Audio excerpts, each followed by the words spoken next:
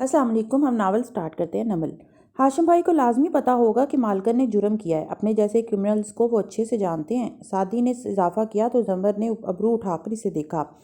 Saadi میں ہاشم کو پسند نہیں کرتی اور قابل اعتبار تو قطعاً نہیں سمجھتی، مگر کرمنلز کا دفاع کرنے کے باعث ہم اس کو کرمنل نہیں کہہ سکتے۔ سعدی خاموش ہو گیا، بس ایک نظر زمر پر ڈالی۔ اگر جو پھوپھو کو پتہ چل جائے کہ وہ ہاشم کو اتنا بھی نہیں جانتی تو۔ جواہرات جب ادھر آئی تو تنہا نہیں تھی، ساتھ 2-3 خواتین تھیں۔ وہ سیاہ سنہری دھاریوں والے گاؤن میں دمک رہی تھی۔ مسکراتے ہوئے سعدی کا کالر نزاکت سے جھاڑا۔ کیا یہ دوستی ہے تمہاری نظر میں کہ شکل بھی نہیں دکھاتے؟ بڑی نزاکت اور مان سے کہا۔ سعدی نرمی سے مسکرا دیا۔ اب آپ کے پاس خود پہلے جیسا وقت نہیں ہوتا مسز جواہرات۔ جواہرات بس مسکرا کر اپنے فرینڈ سے زمر کا تعارف کروانے لگیں۔ ایک تو شاید زمر کو جانتی بھی تھی۔ اوہ، آپ زمر ہیں، مجھے یاد ہے، میں پہلے بھی ملاقات ہوئی تھی۔ اس نے البتہ زمر کا نام غلط تلفظ سے بولا تھا، رے کے اوپر زبر کے ساتھ۔ اف، اٹس زمر، زو مر، زے کے اوپر پیش ہے، اس نے توڑ توڑ کر بتایا۔ وہ خاتون اچھا اچھا کہہ کر سر ہلانے لگیں۔ قدرے فاصلے پر کھڑا نوشیروان تند نظروں سے ادھر ہی دیکھ رہا تھا۔ اسے ماں کے وعدہ پورا کرنے کا انتظار تھا۔ اب جواہرات نے ساتھی خواتین سے سعدی کا تعارف کروایا۔ یہ سعدی یوسف ہے، ہمارا رشتہ دار اور بہت اچھا دوست۔ اپنا مکمل تعارف اور شجرہ نسب بتانا سعدی کو پسند ہے، سو بتاؤ نا سعدی۔ سعدی ذرا سا چونکا، پھر سنبھل کر مسکرایا۔ سب اسے ہی دیکھ رہے تھے تو نوشیروان کی بے عزتی کا بدلہ اتارا جا رہا تھا۔ اس نے بس ایک نظر سامنے کھڑے شیرو پر ڈالی جس کے لبوں پر فاتحانہ مسکراہٹ تھی۔ سعدی کھنکارا۔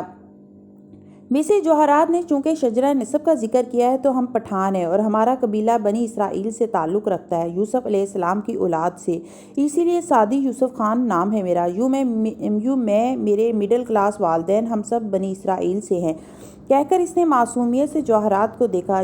جہاں شیرو کا چہرہ سیاہ پڑا وہیں جواہرات بھی بجھ گئی۔ وہ یقیناً یہ سب اس انداز میں نہیں کہلوانا چاہتی تھی۔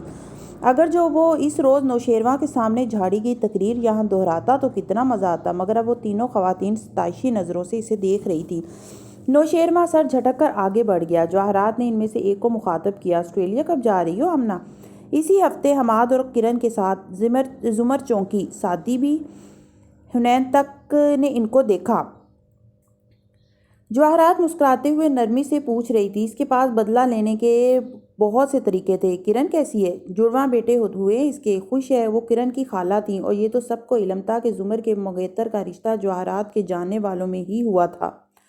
وہ خواتین وہاں سے ہٹی تو جواہرات اس کی طرف مڑی، ایک معصوم نظر سعدی کے سنجیدہ چہرے پر ڈالی، پھر زمر کو دیکھا جو سپاٹ کھڑی تھی، پھر ایک دم آنکھوں میں ملال ابھرا۔ اوہ، آئی ایم سوری ہنی، مجھے حماد کا ذکر نہیں کرنا چاہیے تھا، میں نے تمہیں ڈسٹرب کر دیا نا؟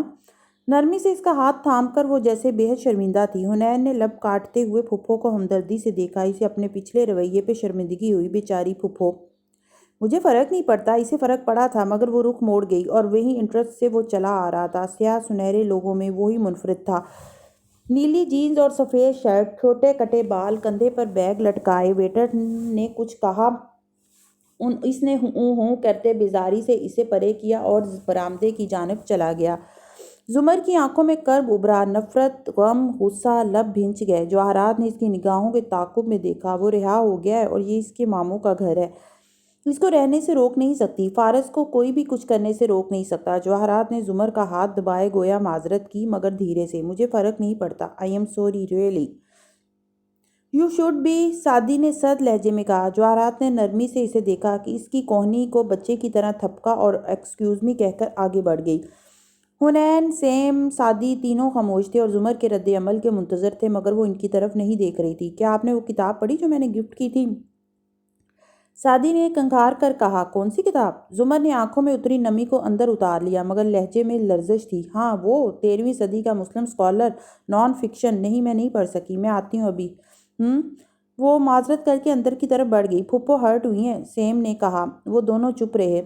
فارس اندر آیا اور سیدھا گیسٹ روم کی طرف بڑھ گیا۔ اس کے چہرے کے تاثرات سپاٹ تھے۔ اندر آ کر اس نے دروازہ بند کیا اور بیگ بیڈ پر رکھا، پھر خود بھی ساتھ بیٹھ گیا۔ سر ہاتھوں میں لیے کتنی دیر بیٹھا رہا۔ اس کی آنکھوں میں عجیب ملال در آیا۔ لوگوں میں گھری کھڑی اس سیاہ لباس والی لڑکی کی بھوری آنکھوں کی تپش گویا اندر تک اتر گئی تھی، جیسے اس نے اس کے سارے اندر کو جلا ڈالا ہو۔ وہ بالکل خاموش بیٹھا رہا۔ کمرے میں سناٹا تھا، مدھم زرد بتیاں جل رہی تھیں، باہر کے شور اور رونق سے بالکل کٹ کر یہ کمرہ خاموش سا تھا۔ پھر وہ اٹھا اور دھیرے دھیرے چلتا کھڑکی تک آیا، پردہ ذرا سا سرکایا۔ سامنے ہی لان میں وہ کھڑی تھی، بد دلی سے وہ سادی سے کچھ کہہ رہی تھی، اپنی تمام تر خشک مزاجی اور تلخی کے باوجود اس کی آنکھوں میں اتری گہری اداسی کو وہ یہاں سے بھی دیکھ سکتا تھا، جیسے وہ اندر کی ساری ویرانیوں کو چھپانے کے لیے خود پر کرختگی کا ملمہ چڑھائے ہوئے تھی۔ اس پہ نظریں جمائے وہ یوں ہی کھڑا رہا، انگلیوں سے پردے کو اسی طرح تھامے وہ منظر میں تھی، اور فارس کی نگاہیں وہیں جمی تھیں۔ ذہن میں بہت سے پرانے منظر گھوم رہے تھے۔ جی ہاں، میں پورے وثوق سے کہہ سکتی ہوں کہ ملزم فارس غازی نے مجھے ریسٹورانٹ بلایا تھا اور پھر مجھ پر گولی چلائی تھی۔ برسوں پہلے وہ عدالتی کٹہرے میں کھڑی تھی اور گردن اٹھائے اسپاٹ انداز میں کہہ رہی تھی، نہیں، میں نے اسے گولی چلاتے نہیں دیکھا تھا، مگر میں نے اس کی آواز سنی تھی۔ میں گواہ ہوں اس بات کی کہ مجھ پر اور زرتاشا غازی پر حملہ کرنے والا ملزم فارس غازی ہی تھا۔ فارس نے پردہ چھوڑ دیا، کپڑا لہرا کر اپنی جگہ پہ آن گرا۔ باہر کا منظر چھپ گیا، اس کا دل برا ہو گیا تھا۔ آنکھوں میں ناگواری ابھر آئی تھی۔ وہ سر جھٹک کر واپس بیڈ کی طرف آیا، تیز سفید بتی جلائی اور پھر بیگ کھولنے لگا۔ کچھ دیر پہلے کھڑکی کے پاس کھڑے شخص والا کوئی تاثر اس کے چہرے پہ نہیں تھا، وہاں صرف سنجیدگی تھی اور اسپاٹ پن۔ اب وہ بیگ کی تمام اشیاء کو ایک ایک کر کے دیکھ رہا تھا، چیک کر رہا تھا۔ باہر کیک کٹ رہا تھا۔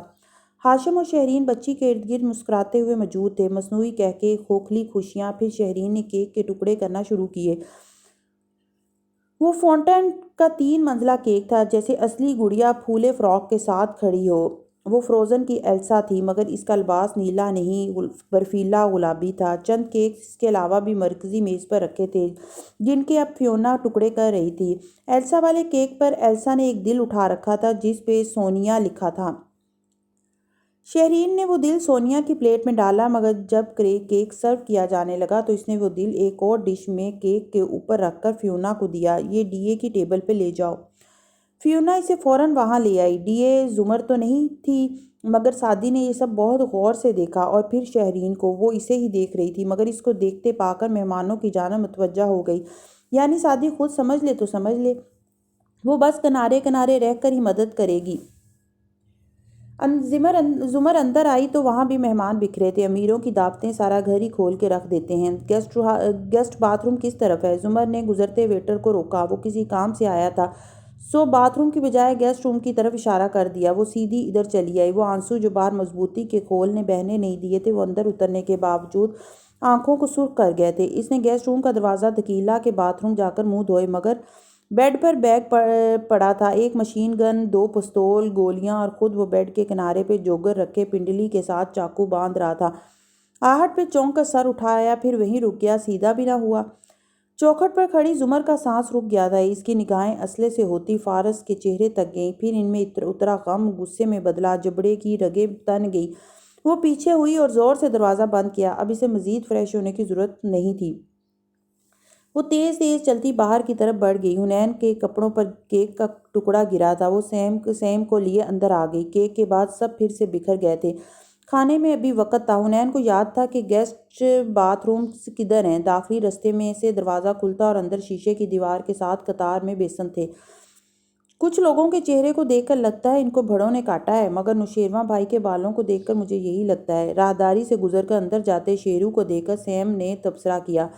حنین کو شدید ہنسی آئی، مگر اس نے زور سے سیم کے چٹکی کاٹی۔ اپنی کمنٹری بند کرو۔ وہ نل پہ اوپر نیچے ہاتھ مارنے لگی۔ وہ کھل نہیں رہا تھا، چونکہ دروازہ کھلا تھا اور ہر گزرتا شخص دکھائی دے رہا تھا۔ تبھی ہاشم نے چوکھٹ پہ رک کر پوچھا، کیا ہو رہا ہے بچوں؟ حنین نے خوشگوار حیرت سے سر اٹھایا۔ وہ ان کو دیکھ کر بالخصوص رکا تھا۔ سب سے ہٹ کر بھی اس سے ملاقات ممکن تھی۔ پھر جھینک گئی، یہ نل نہیں کھل رہا، آہستہ سے اس کے نیچے ہاتھ لے کر جاؤ۔ ہاشم نے مسکراتے ہوئے اشارہ کیا۔ حنین نے آہستہ سے نل تلے ہاتھ کیے، پانی کی دھار بہہ پڑی۔ اوہ! وہ جھینک گئی۔ ہاتھ دھو کر ہٹائے، دھار غائب۔ آٹومیٹک، اسے کیوں بھول گیا؟ سیم اندر باتھ روم کی طرف چلا گیا۔ حنین پیپر ٹاول سے ہاتھ خشک کر کے چوکھٹ تک آئی۔ تو کیا سبجیکٹس ہیں تمہارے؟ ہاشم نے بات کا آغاز کیا۔ لٹریچر۔ وہ نگاہیں جھکا کر جھینک کر مسکرائی۔ اوہ، میں سمجھا شاید۔ وہ حیران ہوا تھا۔ حنین کے چہرے پہ سایہ گزرا۔ ہاشم نے اسے غور سے دیکھا اور بات بدل دی۔ تو کیا لٹریچر میں بھی نقل ہو سکتی ہے؟ نقل ہر سبجیکٹ میں ہوتی ہے، مگر آپ نے یہ نہیں پوچھا کہ میں نے نقل کی تھی یا نہیں۔ میں یہ کبھی نہیں پوچھتا، وہ مسکرایا، مگر یہ ضرور پوچھوں گا کہ تمہارے گلاسز کہاں گئے؟ تم تو چشمش ہوتی تھی نا۔ اتر گئے۔ بھائی نے لیزر کروا دیا تھا۔ اس نے قدرے اعتماد سے ہاشم کو مسکرا کر دیکھا۔ آپ کو میری اینک یاد ہے؟ مگر صبح آپ نے پوچھا کون حنین؟ وہ ہلکا پھلکا سے شکوہ کر گئی، کیونکہ میرے جاننے والوں میں 2 اور حنین بھی ہیں۔ ایک اپنے نام کے دونوں این کے درمیان آئی لگاتی ہے اور دوسری ڈبل ای۔ تم کیا لگاتی ہو؟ Double E. گڈ، خیر آتی جاتی رہا کرو، سونیا ممی سب سے ملتی رہو، یا بھائی سختی کرتا ہے؟ ہاشم نے مسکرا کر پوچھا، مگر وہ بہت گہرے انداز میں اسے دیکھ رہا تھا۔ سونیا اور آپ کی ممی میری عمر کی نہیں ہے، اور بھائی سے اچھا میرے لیے دنیا میں کوئی نہیں ہے۔ وہ بھی مسکرا کر بولی، مگر بھائی کا انداز میں اسے اچھا نہیں لگا تھا۔ ہاشم مزید کچھ کہتا، مگر کان میں کوئی آواز آئی۔ وہ معذرت کرتا آگے بڑھ گیا، پھر کان میں موجود آلہ انگلی سے دبا کر بولا، ہاں خاور سر آپ وہیں رکے، میں آ رہا ہوں۔ خاور لان میں تھا اور ادھر آ رہا تھا۔ ہاشم وہیں رک گیا، مگر پھر کوئی اور مل گیا تو وہ ان کا حال احوال پوچھنے کھڑا ہو گیا۔ خاور منتظر سا کھڑا رہا۔ وہ فارغ ہو کر اپنے چیف سیکیورٹی آفیسر کی طرف مڑا، کیا ہوا؟ استفسار میں سختی تھی۔ آپ کو یہ دیکھنا چاہیے۔ خاور نے ٹیبلٹ آگے کیا۔ اس کی اسکرین پہ 5 کیمروں کی فوٹیج آ رہی تھی۔ خاور نے ایک پہ انگلی رکھ کر اسے بڑا کیا۔ ہاشم نے آنکھیں سکیڑ کر دیکھا۔ وہ اس کے کمرے کے بند دروازے کا منظر تھا۔ خاور نے اسے تیزی سے ریوائنڈ کیا اور پھر پلے کیا۔ سیڑھیوں سے 2-4 لوگ اترتے چڑھتے دکھائی دے رہے تھے۔ ان میں ایک سیاہ سوٹ اور گھنگریالے بالوں والا لڑکا بھی تھا، جو سر جھکائے زینے پھلانگتا اوپر گیا۔ ہاشم کے کمرے کا دروازہ کھولا اور اندر جا کر دروازہ بند کیا۔ ہاشم کو لگا اس کے منہ پر کسی نے دروازہ بند کیا ہو۔ اس کی آنکھوں میں سرخی ابھری، مٹھیاں بھینچ گئیں۔ یہ کتنی دیر پہلے کی ہے؟ 13 منٹ۔ اور 13 منٹ قبل جب وہ ہاشم کے کمرے میں آیا تو اس نے لیپ ٹاپ میں فلیش لگانے میں 3 سیکنڈ بھی نہ لگائے تھے۔ لیپ ٹاپ بند رہا، مگر فلیش کی بتی چمکنے لگی۔ اس نے پنجوں کے بل کارپٹ پہ بیٹھے تیزی سے ٹیب کھولا۔ آپ کی ڈیوائس کا رابطہ ایک ہارڈ ڈرائیو سے ہو چکا ہے۔ کیا آپ تمام ڈیٹا کاپی کرنا چاہتے ہیں؟ بہت خوشی کے ساتھ دھڑکتے دل سے اس نے یس دبایا۔ پاس ورڈ اس نے سونیا ٹائپ کیا۔ ہرا سگنل۔ سعدی نے آنکھیں بند کر کے گہری سانس لی۔ ڈیٹا کاپی ہونے لگا۔ 10%، 20%، 40%۔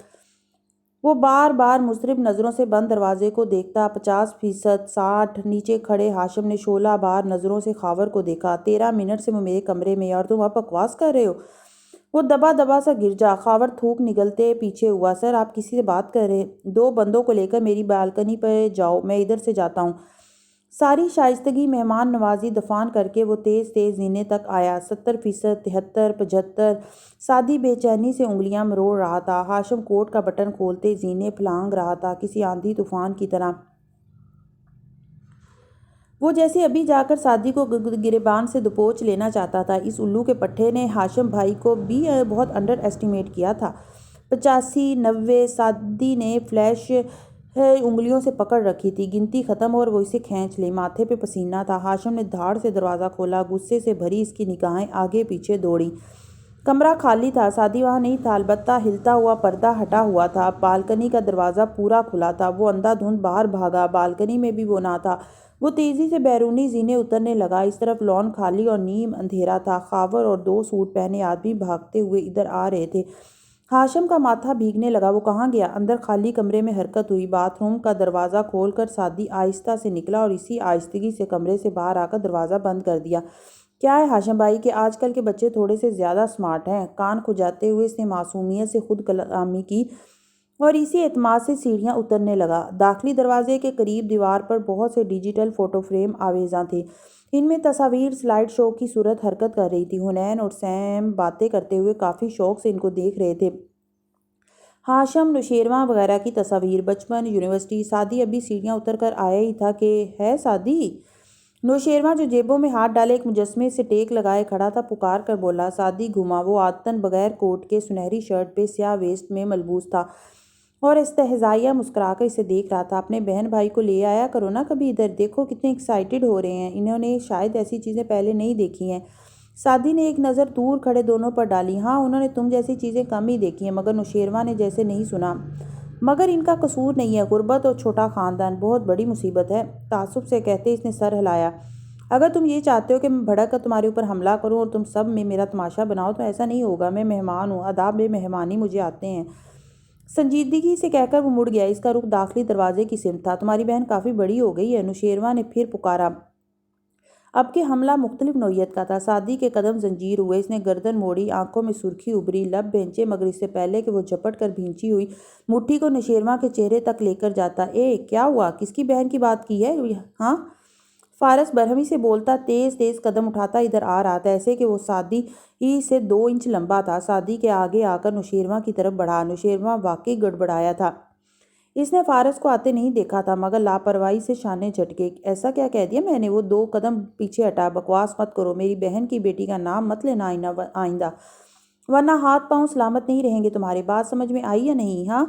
گھورتے ہوئے انگلی سے اس کے سینے کو دھکیلا، تب ہی ہاشم نے آ کر تیزی سے دونوں ہاتھوں سے دونوں کو دور کیا۔ وہ ابھی ابھی سیڑھیاں اترتا ادھر آیا تھا۔ کیا مسئلہ ہے؟ کیا ہوا ہے؟ صلح جو انداز میں اس نے فارس کا کندھا تھاما، مگر فارس نے جھٹکے سے چھڑایا اور تیز بڑی نظروں سے ہاشم کو دیکھا۔ اپنے بھائی کو سمجھا لو، اس طرح کی بکواس آئندہ کی تو میں زبان سے جواب نہیں دوں گا۔ اور ارد گرد موجود لوگ دیکھنے لگ گئے تھے۔ دور کھڑے حنین اور سیم بھی متوجہ ہو گئے۔ ماموں اور نوشیروان مد مقابل تھے۔ اچھا ٹھیک ہے، میں معذرت کرتا ہوں، تم ٹھنڈے ہو جاؤ، کہتے ہوئے بار بار سرد نگاہوں سے سعدی کو بھی دیکھتا۔ فارس ہوں کہہ کر سر جھٹک کر آگے بڑھ گیا، اور سعدی ہاشم سے نگاہ ملائے بغیر اپنے بہن بھائی کی طرف چل دیا۔ میرا قصور نہیں تھا بھائی، تم دونوں میرے کمرے میں آؤ، ہاشم نے اس سے اور خاور سے سختی سے کہا، اور سیڑھیوں کی طرف بڑھ گیا۔ وہ مجھے چکمہ دے کر نکل گیا۔ میری ناک کے نیچے وہ میرے کمرے میں گھسا اور اس نے غصے سے کہتے کاؤچ کو ٹھوکر ماری۔ خاور کمرے کی ہر شے چیک کر رہا تھا۔ کمروں کے اندر کیمرے نہیں تھے، سو اس کے آنے کا مقصد واضح نہ تھا، مگر وہ اندر کیوں آیا تھا؟ نوشیروان ہکا بکا رہ گیا، پھر حیرت کی جگہ طیش نے لے لی۔ میں اس کو چھوڑوں گا نہیں، اس کی اتنی ہمت! وہ غصے سے کھولتا دروازے کی طرف بڑھا۔ ہاشم نے بازو سے پکڑ کے اسے روکا۔ چپ کرو، فارس اور تم میں کوئی فرق ہے یا نہیں؟ اس کی طرح ہر وقت ہاتھ کی زبان مت استعمال کیا کرو۔ مگر سر وہ اندر کیوں آیا تھا؟ کچھ لینے آیا تھا یا کچھ رکھنے؟ پورے کمرے کو ڈی بیگ کرو، مائکرو فون، کیمرہ سب ڈھونڈو۔ اگر وہ جاسوس ہے تو اب تحمل سے تماشا دیکھے گا، اور اگر وہ چور ہے تو سب سے پہلے یہاں سے نکلنے کی کوشش کرے گا۔ ہاشم تیز تیز چیزیں الٹ پلٹ کرتے ہوئے کہہ رہا تھا۔ وہ ڈسٹرب تھا، غصے میں تھا، مگر ضبط کرنے کی کوشش کر رہا تھا۔ اور جیسے ہی ایگزٹ پر پہنچے تم اسے روکو گے؟ مجھے ایسے مت دیکھو، جو کہہ رہا ہوں وہ کرو۔ خاور کو جھڑک کر وہ کہنے لگا، اور ڈی اے بھاڑ میں گئی ڈی اے۔ وہ باہر آیا تو فیونا ٹرے اٹھائے جا رہی تھی۔ میری این جی او سے نیکلس لے کر ممی نے کہاں پھینکا تھا؟ وہ اس کا راستہ روک کر بولا۔ فیونا ایک دم رک گئی۔ اسی گملے میں کسی نوکر کی ہمت نہیں ہوئی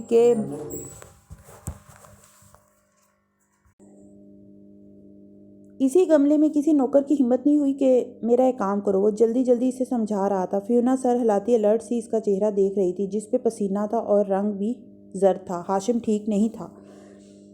ہم گھوم پھر کے کوچہ قاتل سے آئے ہیں، اب بس گھر جا رہے ہیں۔ دونوں کو ساتھ لے کر لان کی طرف جاتے سعدی نے بتایا، تبھی پیچھے سے آتی ملازمہ اس سے ٹکرا گئی۔ ٹرے گری، برتن بکھر گئے۔ I am sorry please. Fiona بخلاتے ہوئے معذرت کرتی برتن سمیٹنے لگی۔ سعدی نے اٹس اوکے کہہ کر کوٹ ذرا سا جھاڑا اور آگے بڑھ گیا۔ ابھی چلے جائیں، مگر ابھی تو کھانا بھی نہیں لگا۔ حنین نے لان میں اپنی میز تک آ کر دبا دبا سا احتجاج کیا۔ سیم خاموش رہا۔ وہ دونوں وجہ سے لا علم تھے، مگر لاؤنج کا جھگڑا دیکھ چکے تھے۔ کھانا کسی اچھے ریسٹورنٹ سے کھائیں گے، بس چلو یہاں سے۔ سعدی نے زمر کو دیکھا، وہ اکیلی کھڑی تھی اور وہ جلد بھلا بھلانے والوں میں سے کبھی نہیں تھی، سو فوراً راضی ہو گئی۔ وہ اس ماحول سے فرار چاہتی تھی۔ ہاں چلو، بڑے ابا نے بھی جلد آنے کو کہا تھا۔ جواہرات سے اسی نے اجازت لی۔ اس کے اصرار اور حیرت کے باوجود وہ واپس آئی اور چلنے کا اشارہ کیا۔ برآمدے کی سیڑھیوں پر ہاشم انہی کو دیکھ رہا تھا۔ کان کا آلہ انگلی سے دبایا، اس کو بغیر تلاشی کے مت جانے دینا۔ وہ دھیرے سے بولا تھا، رائٹ سر۔ ایگزٹ بورڈ پر سوٹیڈ بوٹیڈ کھڑا ریٹائرڈ کرنل خاور نے سن کر سر ہلایا، پھر ان کی طرف مڑا جو زمر کے پیچھے چلے آ رہے تھے۔ زمر سنجیدگی سے آگے بڑھ جاتی، مگر خاور نے کنگھار کر متوجہ کیا۔ میم سر، ذرا زحمت ہوگی آپ کو پلیز۔ زمر نے چونک کر اسے دیکھا۔ سعدی کا حلق خشک ہوا۔ گڑبڑ کیا ہوا؟ دراصل مسز جواہرات کا نیکلس چوری ہو گیا، اور خاور کی سمجھ میں نہیں آیا وہ ڈی اے ڈسٹرکٹ اٹارنی سے کیا کہے۔ ادھورے فکرے کو سمجھنے میں دیر نہیں لگی۔ اچھا، مسز جواہرات کا نیکلس چوری ہوا ہے، اور اب آپ ہماری تلاشی لینا چاہتے ہیں؟ نہیں میم، دراصل جو لوگ گھر کے اندر گئے تھے ان کو، مگر ہم تو ہاتھ دھونے گئے تھے، حنین نے ایک دم روحانسی ہو کر کہا۔ خاور نے بات سنبھالنی چاہی، مگر زمر کے تو سر پہ لگ چکی تھی۔ اچھا، آپ کا مطلب ہے کہ میرے بچے چور ہیں؟ میم، سعدی صاحب اندر گئے تھے تو میرے پاس فوٹیج، 1 منٹ پہلے حنین اور سیم چور تھے، اب سعدی ہو گیا، اور اگلے منٹ میں ہوں گی، اور اب آپ ہمیں چوروں کی طرح لائن میں کھڑا کر کے ہماری تلاشی لینا چاہتے ہیں؟ نہیں، آپ کی نہیں، میری فیملی کے بچے ہیں یہ۔ ان کی تلاشی لینے سے پہلے آپ کو میری تلاشی لینا ہوگی، مگر اس اندھیرے کونے میں نہیں، وہاں ان 250 مہمانوں کے سامنے دوں گی میں تلاشی، تاکہ ان کو بھی پتہ چلے کہ آپ لوگ عزت سے بلا کر عزت سے کیسے رخصت کرتے ہیں۔ صورتحال بگڑ گئی تھی۔ ہاشم اچنبے سے ان کو دیکھتا اس طرف آ رہا تھا۔ زمر، سعدی، کھانا لگنے والا ہے، آپ لوگ اتنی جلدی کیسے جا رہے ہیں؟ زمر نے چہرہ گھما کر تیکھی نظروں سے ہاشم کو دیکھا۔ میں بہت زیادہ سراہوں گی اس بات کو ہاشم، اگر آپ اپنی اداکاری پس پشت ڈال دیں، کیونکہ میں نہیں مان سکتی کہ آپ کا گارڈ آپ کے کہے بغیر ہمیں یوں روک سکتا ہے۔ مگر کیا ہوا خاور؟ ہاشم نے حیرت اور الجھن سے خاور کو دیکھا جو نفی میں سر ہلاتا کچھ کہنا چاہ رہا تھا۔ آپ کی ممی کا نیکلس چوری ہوا ہے، ہماری تلاشی لینی ہے، حنین نے بے بسی سے کہا۔ تلاشی؟ واٹ؟ ہاشم نے بے یقینی سے خاور کو دیکھا۔ سادی پینٹ کی جیبوں میں ہاتھ ڈالے اب قدرے اطمینان سے سر جھکائے کھڑا تھا۔ خاور اس کے مکرنے کے لیے تیار نہ تھا۔ وہ گڑبڑا گیا۔ سر میرا یہ مطلب نہیں تھا، جلدی سے سنبھل کر بولا۔ یہ میرے مہمان ہیں خاور، وہ دبا دبا سے اس پر برسا۔ زمر نے سر جھٹکا۔ اپنی وضاحتیں محفوظ رکھیں ہاشم، آپ میرے بھتیجے کو فارس کا بھانجا ہونے کی سزا نہیں دے سکتے۔ سعدی نے چونک کر اسے دیکھا اور ہاشم نے بھی۔ زمر نے چٹتی نگاہ اس پر ڈالی۔ نہ میں آج پیدا ہوئی ہوں نہ آپ۔ سعدی فارس کے لیے کوشش کر رہا تھا، سو جب وہ رہا ہوا تو اتنے عرصے بعد آپ کو سعدی کو انوائٹ کرنے کا خیال آ گیا۔ آپ کو جاننا تھا کہ فارس کیسے رہا ہوا، یا پھر سعدی کو اس بات کی سزا دینی تھی۔ مقصد جو بھی تھا، آپ میرے بھتیجے کو یوں بے عزت نہیں کر سکتے۔ آپ کے اور فارس کے خاندانی جھگڑوں سے ہمارا تعلق نہیں ہے۔ میری بالکل سمجھ میں نہیں آ رہا یہ سب کیا ہو رہا ہے۔ آپ غلط سمجھ رہی ہیں، میں کچھ نہیں سمجھ رہی ہوں۔ چلو، زمر کہہ کر آگے بڑھ گئے۔ حنین اور سیم جھٹ پیچھے ہو لیے۔ سعدی آخر میں نکلا اور پھر مڑ کر ہاشم کو دیکھا۔ ہاشم بالکل بدلی ہوئی نگاہوں سے اسے گھور رہا تھا۔ سعدی جلدی سے پلٹ گیا۔ سر، خاور نے بے بسی سے اسے جاتے دیکھا جو یقیناً کچھ لے کر گیا تھا۔ جانے دو اسے، آج جانے دو، وہ کڑواہٹ سے کہتا پلٹ گیا۔ پیچھے کھڑے نوشیروان نے تلملاہٹ سے یہ سب دیکھا تھا۔ آپ اس کی پھپھو سے ڈر گئے، اس کو کیوں جانے دیا؟ میں کسی سے نہیں ڈرتا، آگے موقع آئے گا۔ اور اس کو بتایا کیوں نہیں کہ اس کی بہن نے صبح کیسے آپ سے مدد مانگی تھی؟ نوشیروان اس کے ساتھ چلتا کھولن سے کہہ رہا تھا۔ اس کے دل میں سعدی کی رقابت کے انگارے دہکنا کم نہیں ہوئے تھے۔ بتاؤں گا، جب اس کے منہ پر تھپڑ مارنا ہوگا تب بتاؤں گا۔ وہ تلخی سے بڑبڑاتا آگے بڑھ رہا تھا۔ مگر بھائی، مہمانوں سے بھرا پڑا ہے گھر، میں کوئی تماشا نہیں کرنا چاہتا۔ اس نے بات ہی ختم کر دی۔ اپنے ہی ہوتے ہیں جو دل پہ وار کرتے ہیں محسن، غیروں کو کیا خبر دل کس بات پہ دکھتا ہے۔ سڑک تاریک تھی مگر سنسان نہیں، ٹریفک چل رہی تھی۔ سعدی خاموشی سے ڈرائیو کر رہا تھا اور سیم پچھلی سیٹ پہ آنکھیں موندے پڑا تھا۔ مجھے یقین نہیں آتا کہ ہاشم اس حد تک جا سکتا ہے، زمر ونڈ اسکرین کے پار دیکھتی تلخی سے بولی تھی۔ بھویں ابھی تک ناراضگی سے بھینچی تھیں۔ پھوپھو، ان کی گارڈ کی غلطی پہ ان کو بلیم مت کریں، اس سب میں ہاشم بھائی کا کوئی قصور نہیں ہے۔ پیچھے بیٹھی حنین تیزی سے آگے ہوئی۔ حنین، ملازم مالک کے اشارے کے بغیر اتنا بڑا کام نہیں کیا کرتے، اور ہاشم کے ملازم تو کبھی بھی نہیں۔ پھوپھو ٹھیک کہہ رہی ہیں، ہاشم بھائی ہمیں بے عزت کرنا چاہتے تھے، سعدی نے کہتے ہوئے کار روکی۔ میرا ریسٹورنٹ جانے کا دل نہیں ہے سعدی، کچھ ٹیک اوے کر لیتے ہیں، زمرد اکتائی ہوئے بول رہی تھی۔ سعدی نے اس بات میں سر ہلاتے ہوئے حنین کو اشارہ کیا کہ وہ پچھلی سیٹ پر پڑے اس کے کوٹ سے والیٹ نکال دے۔ ادھر حنین نے کوٹ اٹھایا، ادھر زمر نے پرس کھولا۔ پھوپھو، میں دے رہا ہوں ہنا، والیٹ دو میرا۔ اب کے سعدی کو درستی سے کہنا پڑا کیونکہ حنین والیٹ نہیں دے رہی تھی۔ حنین نے والیٹ نکالا بھی نہیں تھا، اس نے کچھ اور نکالا تھا۔ کسی احساس کے تحت زمر اور سعدی نے پلٹ کر دیکھا۔ وہ 2 انگلیوں میں جگمگاتا نیکلس اٹھائے حیرت سے دیکھ رہی تھی۔ زمر کی نگاہیں وہیں ٹھہر گئیں، سانس رک گیا، اور سعدی کو تو اپنے ارد گرد ہر آواز آنا بند ہو چکی تھی۔ یہ کوٹ میں تھا؟ حنین نے الجھی اور پریشانی سے ان دونوں کو دیکھا۔ یہ مسز کاردار کا ہے، میں اسے پہچانتی ہوں، سرد آواز میں وہ بولی اور انہی برفیلی نظروں سے سعدی کو دیکھا۔ کیا یہ ادھر کیسے؟ اور تبھی حیران پریشان سعدی یوسف نے چونک کر زمر کو دیکھے کے تاثرات دیکھے۔ نہیں پھوپھو، آپ غلط سمجھ رہی ہیں، سعدی گاڑی چلاؤ۔ وہ سیدھی ہو گئی، چہرہ بالکل سپاٹ تھا۔ پھوپھو، آپ کو لگتا ہے کہ میں نے چرایا ہے، میں چور ہوں؟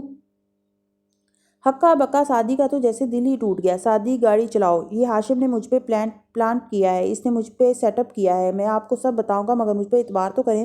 اعتبار؟ زمر نے دکھی نگاہوں سے اسے دیکھا۔ اور اگر وہاں تمہاری تلاشی لی جاتی اور یہ تمہارے پاس سے نکلتا تو کیا میں اس شہر میں کسی کو منہ دکھانے کے قابل رہتی سعدی؟ میں نے تمہیں یہ سب نہیں سکھایا تھا، تم وہ سعدی نہیں ہو جس کو میں جانتی تھی۔ سعدی نے بے بسی سے اسٹیئرنگ پر ہاتھ مارا۔ میں نے اگر یہ چرایا ہوتا تو کیا کوٹ اتار کر یوں پھینک دیتا؟ میں ایسا کر سکتا ہوں کیا؟ بھائی چوری نہیں کر سکتا، کبھی بھی نہیں، یہ کسی نے بھائی کی جیب میں ڈالا ہوگا۔ حنین نے مزید برداشت نہیں ہوا تھا۔ کسی نے نہیں، ہاشم نے، یہ سب اس کا کیا دھرا ہے۔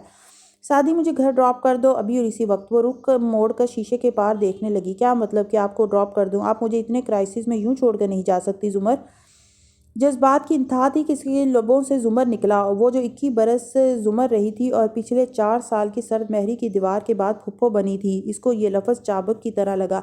بہت تڑپ کر اس نے سلگتی نظروں سے سعدی کا چہرہ دیکھا۔ اور میرے کرائسس میں تم میرے ساتھ تھے؟ یہ تو ایک چوری ہی ہے، تم اچھا وکیل کر لو تو دنیا کی کسی بھی عدالت میں خود کو بے گناہ ثابت کروا لو گے۔ یہ کرائسس نہیں ہے، کرائسس وہ تھا جس میں تم مجھے چھوڑ کر گئے تھے۔ تمہیں پتہ ہے سعدی، جب کسی کی کمر پہ کوئی چیز چیر کر گردہ نکالا جائے تو کیسی تکلیف ہوتی ہے؟ تم کبھی بھی وہ تکلیف نہیں سمجھ سکتے اور بات کرتے ہو کرائسس کی۔ سعدی بالکل ٹھنڈا پڑ گیا۔ حنین کو لگا وہ نیلا پڑ جائے گا، مگر وہ نہیں پڑا۔ ہر زہر نیلا نہیں کرتا۔ آپ نے آج کہہ ہی دیا۔ زمر نے سر جھٹک کر رخ موڑ لیا۔ اس کی آنکھیں شدت ضبط سے سرخ پڑ رہی تھیں۔ ڈراپ می۔ اس کو دیکھے بنا دو لفظ بولے۔ حنین بس اپنے بھائی کو دیکھ رہی تھی۔ وہ سر ہلا کر کار سٹارٹ کر رہا تھا۔ آئی ایم سوری، میں آپ کے پاس نہیں تھا۔ میرا ٹیسٹ تھا پھوپھو، اور میں فیل نہیں ہونا چاہتا تھا۔ حنین کو لگا سعدی کی آنکھوں میں آنسو ہیں، یا شاید اس کی اپنی آنکھیں نم تھیں۔ وہ دل گرفتہ پیچھے ہو کر بیٹھ گئی۔ اٹس اوکے، مجھے کوئی شکایت نہیں ہے، زمر نے بے تاثر لہجے میں کہا۔ گھر آیا تو خاموشی سے گاڑی سے اتر گئی، اور امی البتہ اتنی خاموشی سے آ کر نہیں بیٹھی تھی۔ ان کے پاس سوال تھے، کیا رہا، کون کون ملا، کھانے میں کیا تھا، مگر حنین اور سعدی کے پاس ان کے جواب نہ تھے۔ سعدی نے حنین کو پہلے ہی کچھ بتانے سے منع کر دیا تھا کہ امی دل کی مریض تھیں۔ سیم دنیا و مافیا سے بے خبر نیم دراز سو رہا تھا۔ ان کے جلووں کو زندگی کہہ کر اپنی نظر کا وقار کھو بیٹھے۔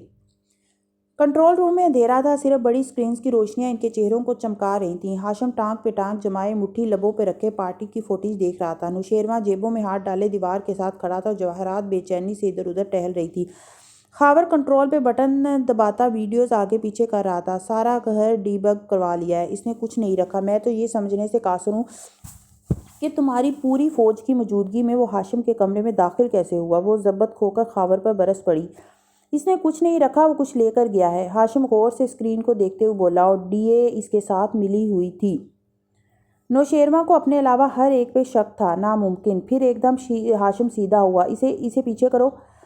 خاور نے ریوائنڈ کیا۔ کیک ٹیبل پہ شہرین کیک کاٹ رہی تھی۔ پھر اس نے سونیا کی پلیٹ سے دل نکال کر ایک ڈش پر رکھا۔ اب وہ فیونا سے کچھ کہہ رہی تھی۔ پھر فیونا ڈش اٹھائے سعدی کی ٹیبل تک گئی۔ نظروں کے تبادلے، ہاشم کے لب بھنچ گئے۔ یہ ایک دوسرے کو جانتے ہیں؟ جواہرات کو حیرت ہوئی، حالانکہ وہ اس کے سامنے کئی دفعہ ملے تھے۔ وہ اتنے سال میری بیوی رہی ہے، اور سعدی فارس کا بھانجا ہے، وہ یقیناً ایک دوسرے کو جانتے ہیں۔ ہاشم اکتا کر بولا۔ نگاہیں ابھی تک ان میں تھیں۔ اس دل پہ سونیا لکھا ہوا تھا نا؟ اس نے یہ سعدی کو کیوں بھجوایا؟ یوں ہی مہمان نوازی کر رہی ہوگی۔ نوشیروان نے حمایت کرنے کی سی کی۔ جواہرات نے خاموشی سے اسے گھورا۔ وہ چپ ہو گیا۔ ہاشم ایک دم اٹھا اور تیزی سے باہر نکل گیا۔ بمشکل 1 منٹ بعد ہی وہ اسی طرح واپس آیا۔ خاور باہر جاؤ، تحکم سے کہا تو خاور فوراً باہر نکل گیا۔ میرا لیپ ٹاپ باہر کیوں نکلا پڑا ہے؟ کس نے نکالا ہے؟ پھر اس نے چونک کر نوشیروان کو دیکھا۔ تمہیں میرا پاسورڈ کیوں چاہیے تھا؟ وہ شہری کو آپ کے ہنی مون کی پکچرز، تم نے اس کے سامنے میرا پاسورڈ ڈالا؟ وہ غیظ و غضب سے غراتا ہوا اس کے سر پر پہنچا۔ نوشیروان نے ناسمجھی سے اسے دیکھا۔ جی مگر اس مطلب پرست عورت کے پاس میں سب تصویریں ہیں۔ اس نے تمہیں استعمال کیا میرا پاسورڈ لینے کے لیے، اور یہ تمہاری شہری نے اس گھٹیا آدمی کو میرا پاسورڈ دے دیا۔ یہ وہ ذہنی انداز میں چلاتا اسکرین کی طرف اشارہ کر رہا تھا۔ نہیں، شہری ایسا نہیں کر سکتی۔ نوشیروان شاک تھا۔ تمہیں کیا لگتا ہے کیوں چھوڑا تھا میں نے اسے؟ وہ ایک مطلب پرست عورت ہے، مکار اور خود غرض۔ اس نے شادی کے لیے تمہیں استعمال کیا، اور اس نے پتہ نہیں میرا کمپیوٹر کھول کر کیا کیا دیکھا ہوگا۔ ہاشم کا سر چکرا کر رہ گیا۔ شہری ایسا نہیں کر سکتی بھائی، آپ کو بکواس بند کرو۔ ہاشم نے اسے گریباں سے پکڑ کر دیوار سے لگایا، اور سرخ پڑتی آنکھیں اس کی ششدر آنکھوں میں گویا گاڑ کر بولا، میں نے اگر کسی چیز کو اگنور کیا ہے تو اس لیے کہ شاید تمہیں خود ہی عقل آ جائے۔ وہ تم سے شادی کرے یا کسی سے بھی، مجھے اس سے فرق نہیں پڑتا، لیکن اچھا ہوگا اگر تم خود اس بے وقوفوں کی جنت سے باہر نکل آؤ۔ جھٹکے سے اس نے دم بخود کھڑے نوشیروان کا گریبان چھوڑا، پھر بالوں میں ہاتھ پھیرتا چلتا ہوا خود کو پرسکون کرنے لگا۔ جواہرات اپنی جگہ ساکت کھڑی تھی۔ وہ جانتی ہے تم اسے پسند کرتے ہو؟ اب کہ وہ بولا تو لہجہ نسبتاً نرم تھا۔ وہ اتنی خود غرض ہے کہ تمہیں دھوکہ دینے میں اس نے ایک لمحہ نہیں لگایا، اور وہ بھی شادی کے لیے۔ پتہ نہیں اس نے 13-14 منٹ میں کیا کیا دیکھا ہوگا۔ وہ تھک ہار کر کرسی پہ بیٹھ گیا۔ تم نے اتنے اہم ڈاکومنٹس لیپ ٹاپ پہ کیوں رکھے تھے؟ اچھا، اب میں اپنی رگوں سے خون بھی نکال لوں اس ڈر سے کہ کوئی خنجر نہ کھونپ دے؟ اور بہت کم ڈاکومنٹس ہیں لیپ ٹاپ میں، اور وہ بھی سیکیورٹی کی تہوں میں۔ نوشیروان نظریں جھکائے کھڑا تھا۔ اسے یقین آ گیا تھا، اور اسی لیے اسے یقین نہیں آ رہا تھا۔ جواہرات نے اس کی کوہنی کو نرمی سے چھوا۔ اس سب میں تمہارا قصور نہیں ہے۔ 10-15 منٹ میں وہ کچھ بھی نہیں پڑھ سکتا۔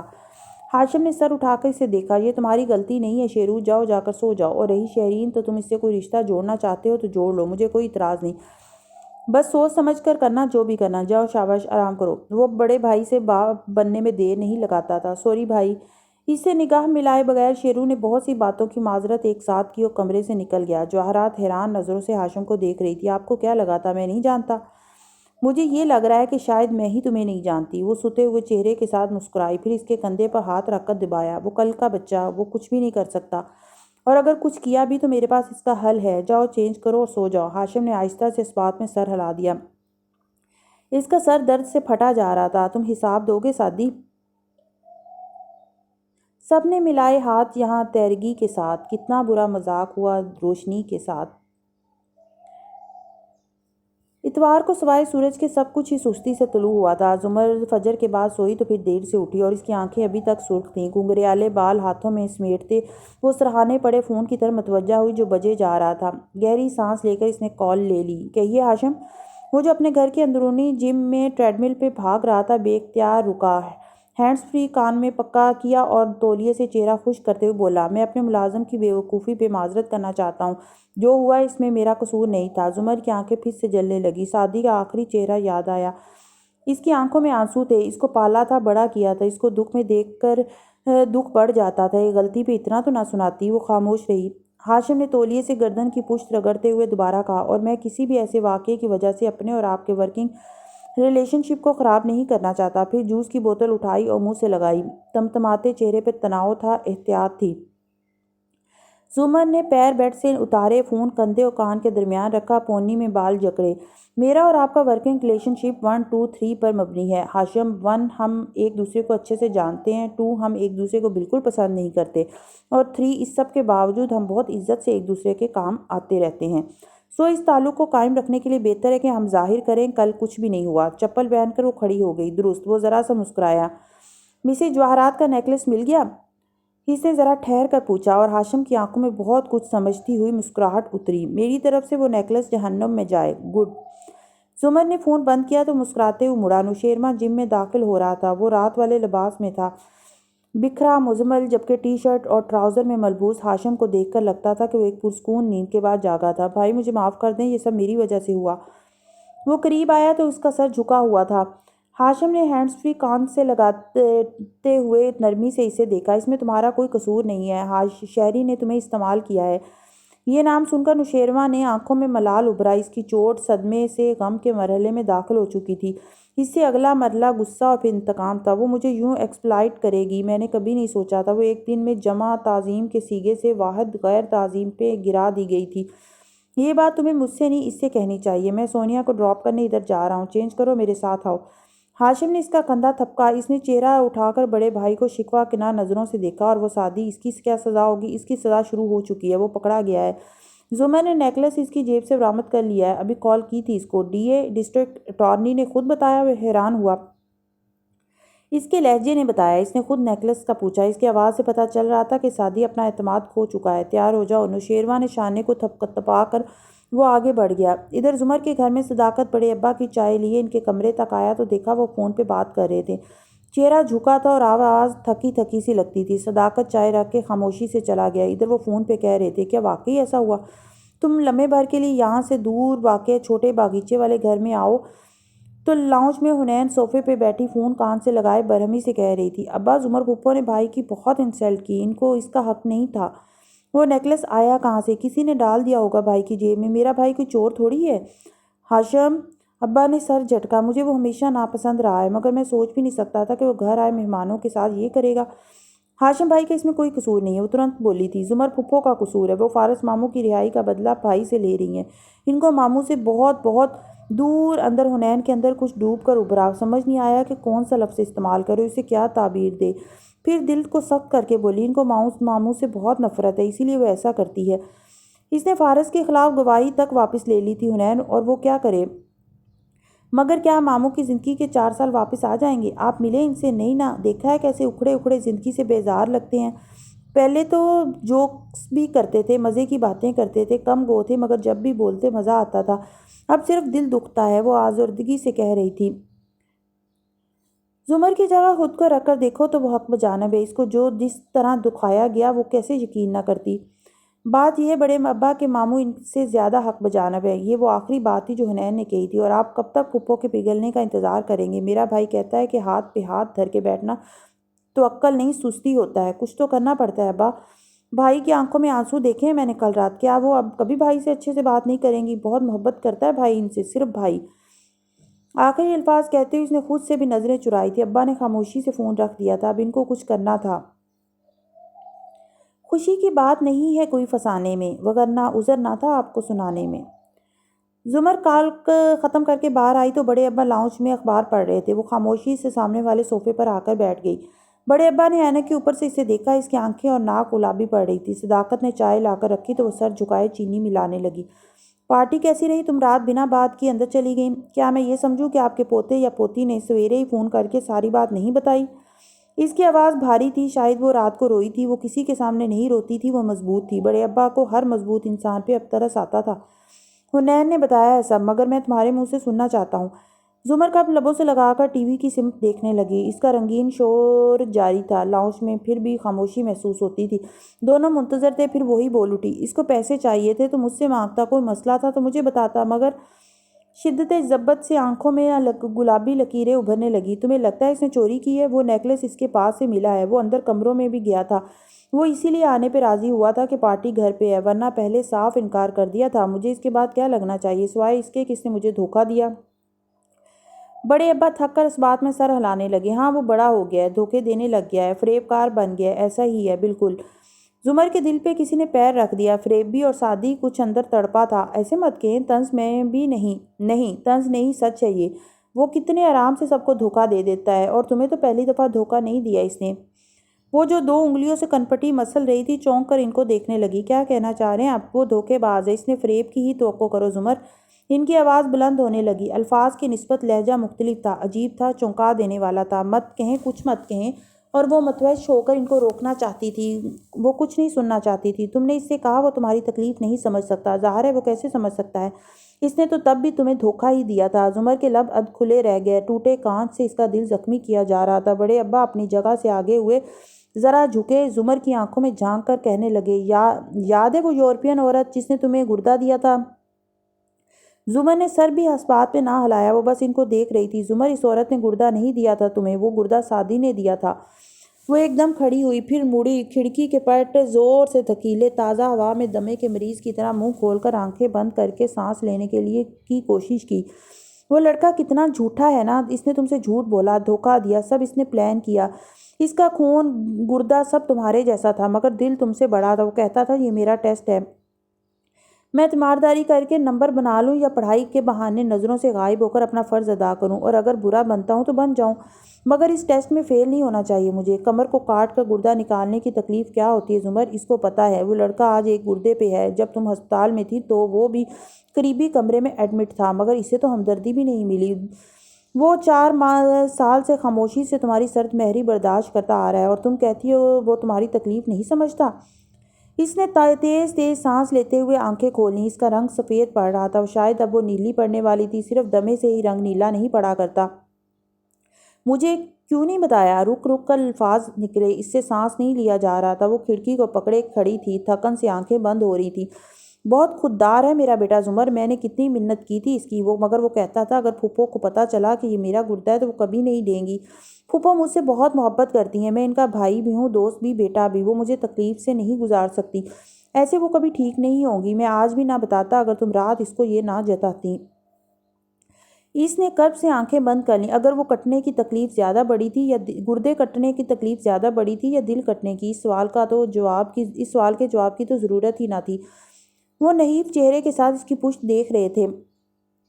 اگر آج تمہارے پاس ایک گردہ ہے تو اس کی وجہ سادی ہے۔ وہ دھیرے سے پلٹی، اس کی آنکھوں کی گلابی لکیریں سرخ پڑ چکی تھیں، شاید ان میں نمی بھی تھی، بھلے وہ انہیں نہ گرنے دے، مگر وہ بہرحال آنسو تھے۔ آپ یہ کہہ رہے ہیں کہ اگر آج اس کے پاس ایک گردہ ہے تو اس کی وجہ میں ہوں؟ اور یہ سوال نہیں تھا، سو اس کا کوئی جواب بھی نہیں تھا۔ وہ نم آنکھوں سے اس کو دیکھتے رہے، جواب کا انتظار اسے بھی نہ تھا۔ وہ تیزی سے اپنے کمرے کی طرف چلی گئی۔ کھڑکی اب پوری کھل چکی تھی اور تازہ ہوا بہت امید افزا تھی۔ الفت کے سودے کون کرے، نفرت کی جھولی کون بھرے، ہم کاروباری دنیا میں بیگانے ہی بیگانے ہیں۔ سیاہ بی ایم ڈبلیو اس بنگلے کے پورچ میں رکی۔ شوفر نے فوراً دروازہ کھولا۔ ہاشم باہر نکلا اور سونیا کی انگلی پکڑے اسے بھی باہر لایا۔ پھر گلاسز اتار کر گریبان میں ٹکائے ہوئے داخلی دروازے کو دیکھا جہاں شہرین کھڑی تھی۔ وہ ابھی اٹھی تھی مگر باب کٹ بال بالکل سیٹ تھے۔ ہائے بائے بابا۔ سونیا سے ملنے کو وہ جھکا تو اس نے باپ کے دونوں گال چومے، پھر پیچھے اترتے نوشیروان کو ہاتھ ملایا۔ ہائے بائے شیرو۔ وہ جو خشمگی نگاہوں سے صرف شہرین کو دیکھ رہا تھا بدک مسکرا کر سر کو خم دیا۔ سونیا بھاگتی ماں کے گلے لگ گئی جو اس کے لیے جھکی تھی، ان دونوں سے قطعاً بے نیاز۔ میرا بیبی۔ آنکھیں موندے بچی کو ساتھ لگائے وہ بڑبڑائی۔ ہاشم ایک ہاتھ جیب میں ڈالے مسکرا کر دونوں کو دیکھ رہا تھا۔ بتایا مجھے سونیا نے رستے میں کہ اسے کتنی خواہش تھی ہمارے ہنی مون کی تصاویر دیکھنے کی۔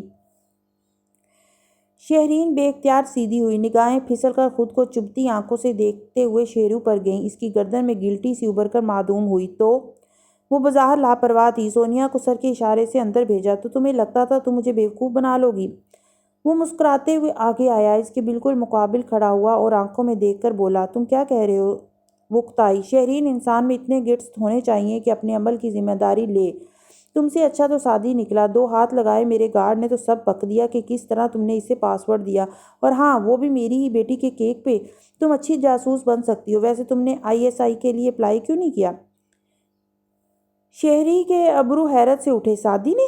اوہ تمہیں لگا تھا وہ نہیں بتائے گا؟ شہرین کی آنکھوں میں غصہ اور بیزاری ابھری۔ میں تم سے اتنی اکتا چکی ہوں کہ تمہارے خلاف مدد مانگنے والے کو انکار نہیں کر سکتی، اور کسی اچھے دوست کو تو بالکل نہیں۔ اوہ اچھا دوست، کیا تم نے نوٹ کیا؟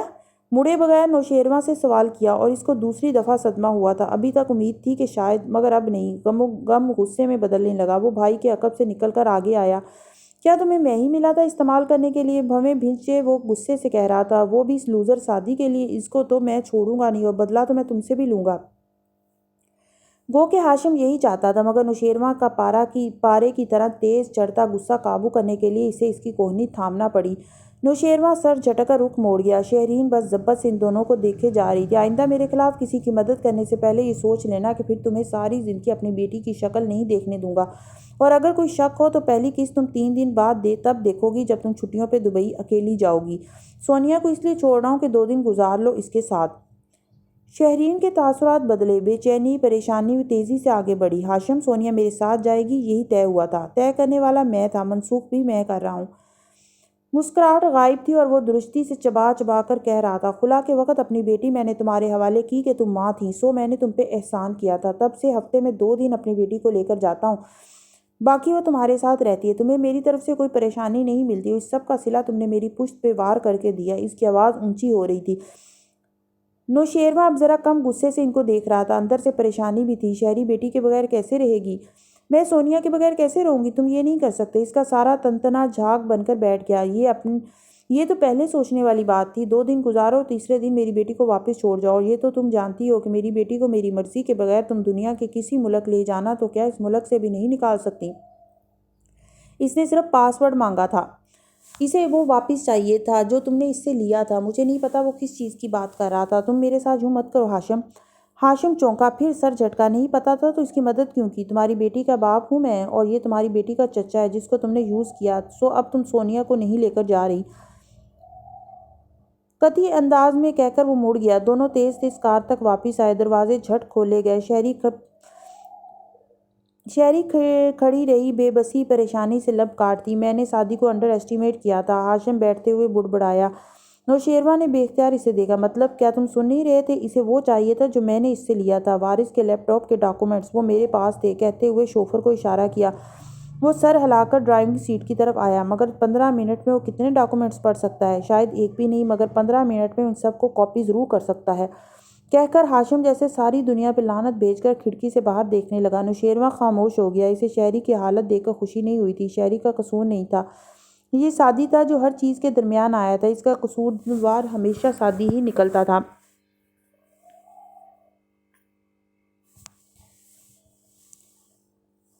صبح کی سنہری سفیدی میں گرمی کی حدت بڑھتی جا رہی تھی۔ مرحوم ذوالفقار یوسف کے گھر میں چلتے ایئر کولر نے ٹی وی والے کمرے کو قدرے ٹھنڈا کر رکھا تھا۔ ندرت ادھر ادھر بکھری چیزیں سمیٹ رہی تھی۔ ساتھ ساتھ راہداری کی گول میز پر بیٹھے حنین اور اسامہ کو لیکچر بھی جاری تھا۔ اتنا نہیں ہوتا کہ جو چیز اٹھاؤ اسے جگہ پہ رکھو؟ امی میں سب کچھ اپنی جگہ پہ واپس رکھتا ہوں۔ سیم نے احتجاج کیا۔ جی مگر کسی اور کی جگہ پر۔ حنین نے بات مکمل کی۔ وہ ساتھ چائے بھی پی رہی تھی۔ تم تو جیسے سب ٹھیک رکھتی ہو نا، ابھی تمہاری الماری کھولوں تو کپڑوں کا ماؤنٹ ایورسٹ نیچے گرے گا اور تم تو اس ماؤنٹ ایورسٹ تلے دب کر زخمی ہو جاؤ گے۔ اس نے سکون سے دوسرا گھونٹ بھرا۔ آج فرینچ چوٹی بنانے کی زحمت نہیں کی تھی۔ کھلے بال سیدھے مگر ذرا بکھرے ہوئے تھے۔ ندرت مزید ان لوگوں کو کچھ کہے بغیر راہداری سے گزر کر سعدی کے کمرے تک گئیں۔ اتنا تو وہ دیکھ چکی تھی کہ وہ فجر تک کام کرتا رہا تھا، پھر سو کر 9 بجے اٹھ بھی گیا۔ بیڈ پر بیٹھ کر جوکرز کے تسمے باندھ رہا تھا۔ ندرت نے پیار سے اسے دیکھا۔ وہ بڑا ہو گیا تھا اور لمبا بھی، مگر اس کے چہرے پر ایک نو عمر لڑکوں والی سادگی اور معصومیت اب بھی تھی۔ وہ سیدھا ہوا تو ماں کو کھڑے پایا، سوتی ہوئی آنکھوں سے مسکرایا۔ کیا باتیں ہوئی بڑے ابو سے؟ وہ اٹھ کر لیپ ٹاپ بیگ میں سمیٹنے لگا۔ وہی ان کی پرانی فکر، زمر کی شادی۔ انہوں نے تھکی ہوئی سانس کھینچی۔ سعدی خاموشی سے چیزیں سمیٹتا رہا۔ وہ اس کو سمجھا کر تھک گئے ہیں، مگر وہ نہیں مانتی۔ سعدی تم سمجھاؤ نا، اب تو تمہاری بات چیت ہوتی ہے پھپھو سے، وہ تمہاری بات تو وہ ہمیشہ مانتی ہے۔ سعدی نے بیگ کا اسٹریپ کندھے پر ڈالا، چہرے پر چھپائے حزن کو چھپانے کی ناکام کوشش کرتے ہوئے کچھ کہنے لگا تھا کہ فون بج اٹھا۔ جیسے جان بچ گئی۔ ندرت بات بھول کر واپس چلی گئی اور اس نے انجانہ نمبر اٹھا لیا۔ ملنا ہے مجھے اسی وقت۔ کدھر آؤں؟ فارس کے الفاظ بھی اسی کی طرح ہوتے تھے، ٹھک ٹھک ٹھک۔ میں تو نکل رہا تھا، ریسٹورنٹ آ جائیں۔ اس نے درمیان کا راستہ نکالا۔ آدھے گھنٹے تک اور فون بند۔ یہ ماموں بھی نا آگے پیچھے کی بات نہیں کریں گے کبھی۔ اس نے مسکرا کر سر جھٹکا۔ پھر ندرت کی باتیں یاد آئیں۔ پھپھو کیا اب بھی اس کی مانتی تھی؟ وہ باہر آیا تو حنین ہاتھ ہلا کر پرجوش سیم سے کہہ رہی تھی، اور اتنے بڑے بڑے کھلے لانز۔ سیم تمہارا دل نہیں چاہتا کہ ہمارا بھی اتنا بڑا گھر ہو اور خوب دولت ہو ہمارے پاس؟ نہیں، یہ نہیں ہے کہ ہمارا چھوٹا گھر مجھے برا لگتا ہے، یہ سب بھی اچھا ہے، مگر زیادہ بڑا گھر سوچو سیم۔ سیم نے پیچھے سے سعدی کو آتے دیکھ لیا تھا، سو جواب نہیں دیا۔ اس کو صحیح جواب معلوم ہی نہیں تھا۔ تم تو ہو ہی کنویں کے مینڈک، تمہیں کیا پتا۔ لیکن وہ افسردہ ہوئی۔ اگر میں یہ بات اپنے کسی دوست سے کرتی تو وہ کہتی کہ لالچ بری بلا ہے۔ کیا زیادہ پیسے کی خواہش ہونا بری چیز ہے؟ بالکل بھی نہیں۔ عقب سے آتے سعدی نے کہتے ہوئے اس کا کپ اٹھایا اور گھونٹ بھرا۔ حنین چونکی، مگر بھائی کو دیکھ کر مزید پرجوش سی پوچھنے لگی، مگر کیسے بھائی؟ ہر کسی کا دل چاہتا ہے کہ اس کے پاس بہت پیسہ ہو، مگر لوگ یہ اعتراف کرنے سے ڈرتے ہیں، کہیں ان کو غلط یا لالچی نہ سمجھا جائے، ورنہ مال کی محبت بری بات نہیں ہے۔ زندگی میں اونچے گول ہونے چاہیے، یہ انسان کو متحرک رکھتے ہیں، بس ان کو حاصل کرنے کے لیے غلط طریقہ نہیں ہونا چاہیے۔ سلیمان علیہ السلام نے بھی تو اللہ کی یاد کے لیے مال کی محبت اختیار کی تھی نا۔ حنین کھلے دل سے مسکرا دی۔ وہ ایسا بھائی تھا جسے بآسانی سب کہا جا سکتا تھا، اور وہ آپ کو بالکل جج نہیں کرتا تھا۔ نہ تکلف، نہ احتیاط، نہ ضام۔ دوستی کی زبان سادہ تھی۔ ریسٹورنٹ نیم ویران تھا۔ ان کا کاروبار ویسے بھی کوئی بہت فائدے میں نہیں تھا، پھر بھی گزارا ہو جاتا تھا۔ اس نے اپنی مخصوص میز پر بیگ رکھا ہی تھا کہ فون بجنے لگا۔ سنڈے کو بھی لوگوں کو چین نہیں آتا، کہتے ہوئے جب نمبر دیکھا تو الرٹ سا ہو گیا۔ سعدی شہرین بات کر رہی ہوں، وہ بیزار مگر ضبط سے بولی تھی۔ جی میرے پاس ہے آپ کا نمبر، سوری میں آپ کا شکریہ ادا نہیں کر سکا۔ اب اس کی بالکل ضرورت نہیں ہے، کیونکہ ہاشم ابھی یہاں سے نکلا ہے۔ وہ سونیا کو میرے ساتھ چھٹیوں پہ نہیں جانے دے رہا۔ مگر کیوں؟ یہ تو تم بتاؤ گی۔ کیا اس لیے مجھ سے مدد مانگی تھی کہ پکڑے جانے پہ سارا ملبہ مجھ پہ گرا دو؟ وہ تیزی سے بولی۔ سعدی کی آنکھوں میں الجھن ابھری۔ کیا تم نے ہاشم کے سامنے میرا نام کیوں لیا؟ میں نے؟ ہاشم کے سامنے؟ کس نے کہا یہ آپ کو؟ وہ شاک تھا۔ چند لمحے کی خاموشی چھا گئی۔ کیا ہاشم کے گارڈ نے جب تم پر تشدد کیا تو تم نے میرا نام نہیں اگل دیا؟ کیا یہ ہاشم؟ وہ چکرا کر رہ گیا تھا۔ اس آدمی کو کوے کیوں نہیں کاٹتے؟ اس کے جھوٹ پہ یقین کر کے آپ نے اعتراف کر لیا۔ اف ہے آپ کے لیے۔ اس کا موڈ سخت خراب ہو چکا تھا۔ میں نے کچھ بتایا نہ مجھے کسی نے چھوا، اس سے زیادہ میں اپنی صفائی نہیں دوں گا۔ شہری نے گہری سانس لی۔ مجھے تم پہ یقین ہے، وہ واقعی جھوٹ بول رہا تھا۔ بہرحال وہ جانتے ہیں کہ اس میں تمہارا ہاتھ ہے، اور نوشیروان مجھے سنگین نتائج کی دھمکی دے کر گیا ہے۔ نوشیروان کیوں؟ وہ چونکا۔ میں نے اس کے ذریعے پاسورڈ لیا تھا۔ سعدی چند لمحے کے لیے خاموش ہو گیا تھا۔ اسے کچھ برا لگا تھا۔ آپ کو نوشیروان کو یوز نہیں کرنا چاہیے تھا۔ اوکے، ساری غلطی میری۔ مجھے تمہاری مدد ہی نہیں کرنی چاہیے تھی۔ ایک تو میں نے اتنا خطرہ مول لے کر تمہارا کام کیا، صرف اس لیے کہ تم مجھے فیور دے چکے ہو، اور آگے سے تم مجھے اخلاقیات کی تلقین کر رہے ہو۔ وہ تلخی سے بلند آواز سے کہے جا رہی تھی۔ میں نوشیروان کو پسند نہیں کرتا اور اس کی بالکل بھی عزت نہیں کرتا، مگر اس قصے میں وہ ڈائریکٹ انوالوڈ نہیں تھا، اس لیے اسے استعمال کرنے پہ مجھے افسوس ہوا ہے، بس یہی ساری بات ہے۔ اور یہ سارا قصہ ہے کیا؟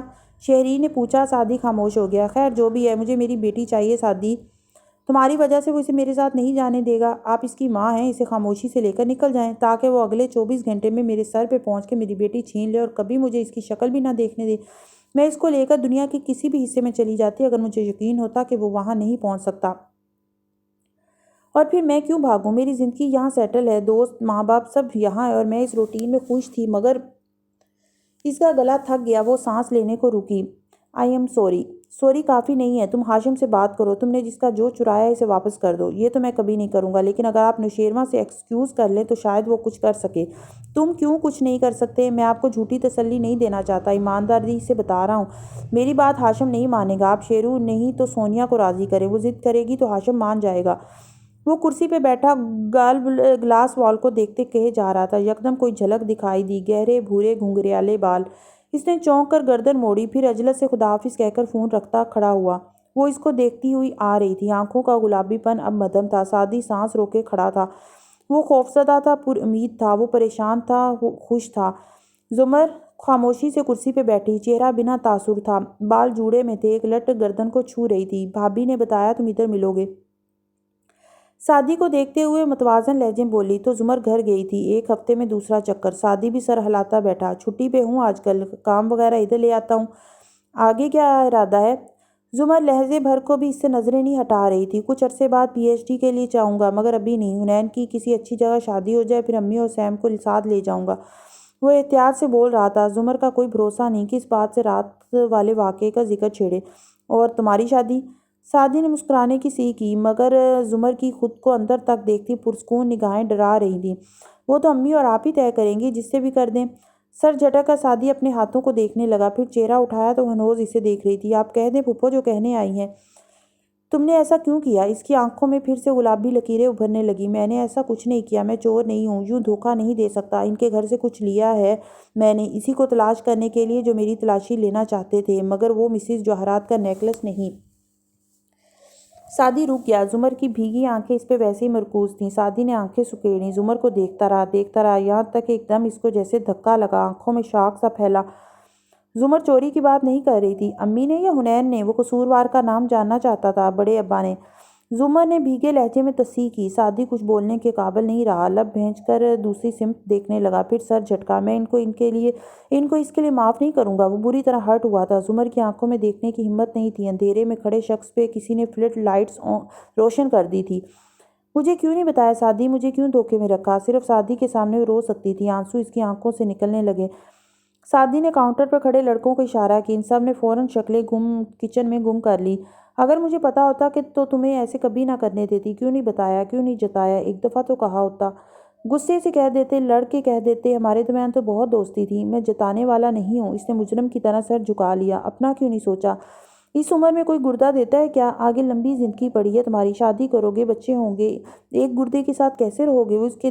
اس کا دل بری طرح دکھا ہوا تھا۔ وہ تو کوئی مسئلہ نہیں، واک کرتا ہوں، شوگر وغیرہ نہ ہو تو سب ٹھیک رہے گا۔ جھکے ہوئے سر سے سادہ وضاحت دی، مجھے کیوں نہیں بتایا؟ میں تمہیں یہ کبھی نہ کرنے دیتی۔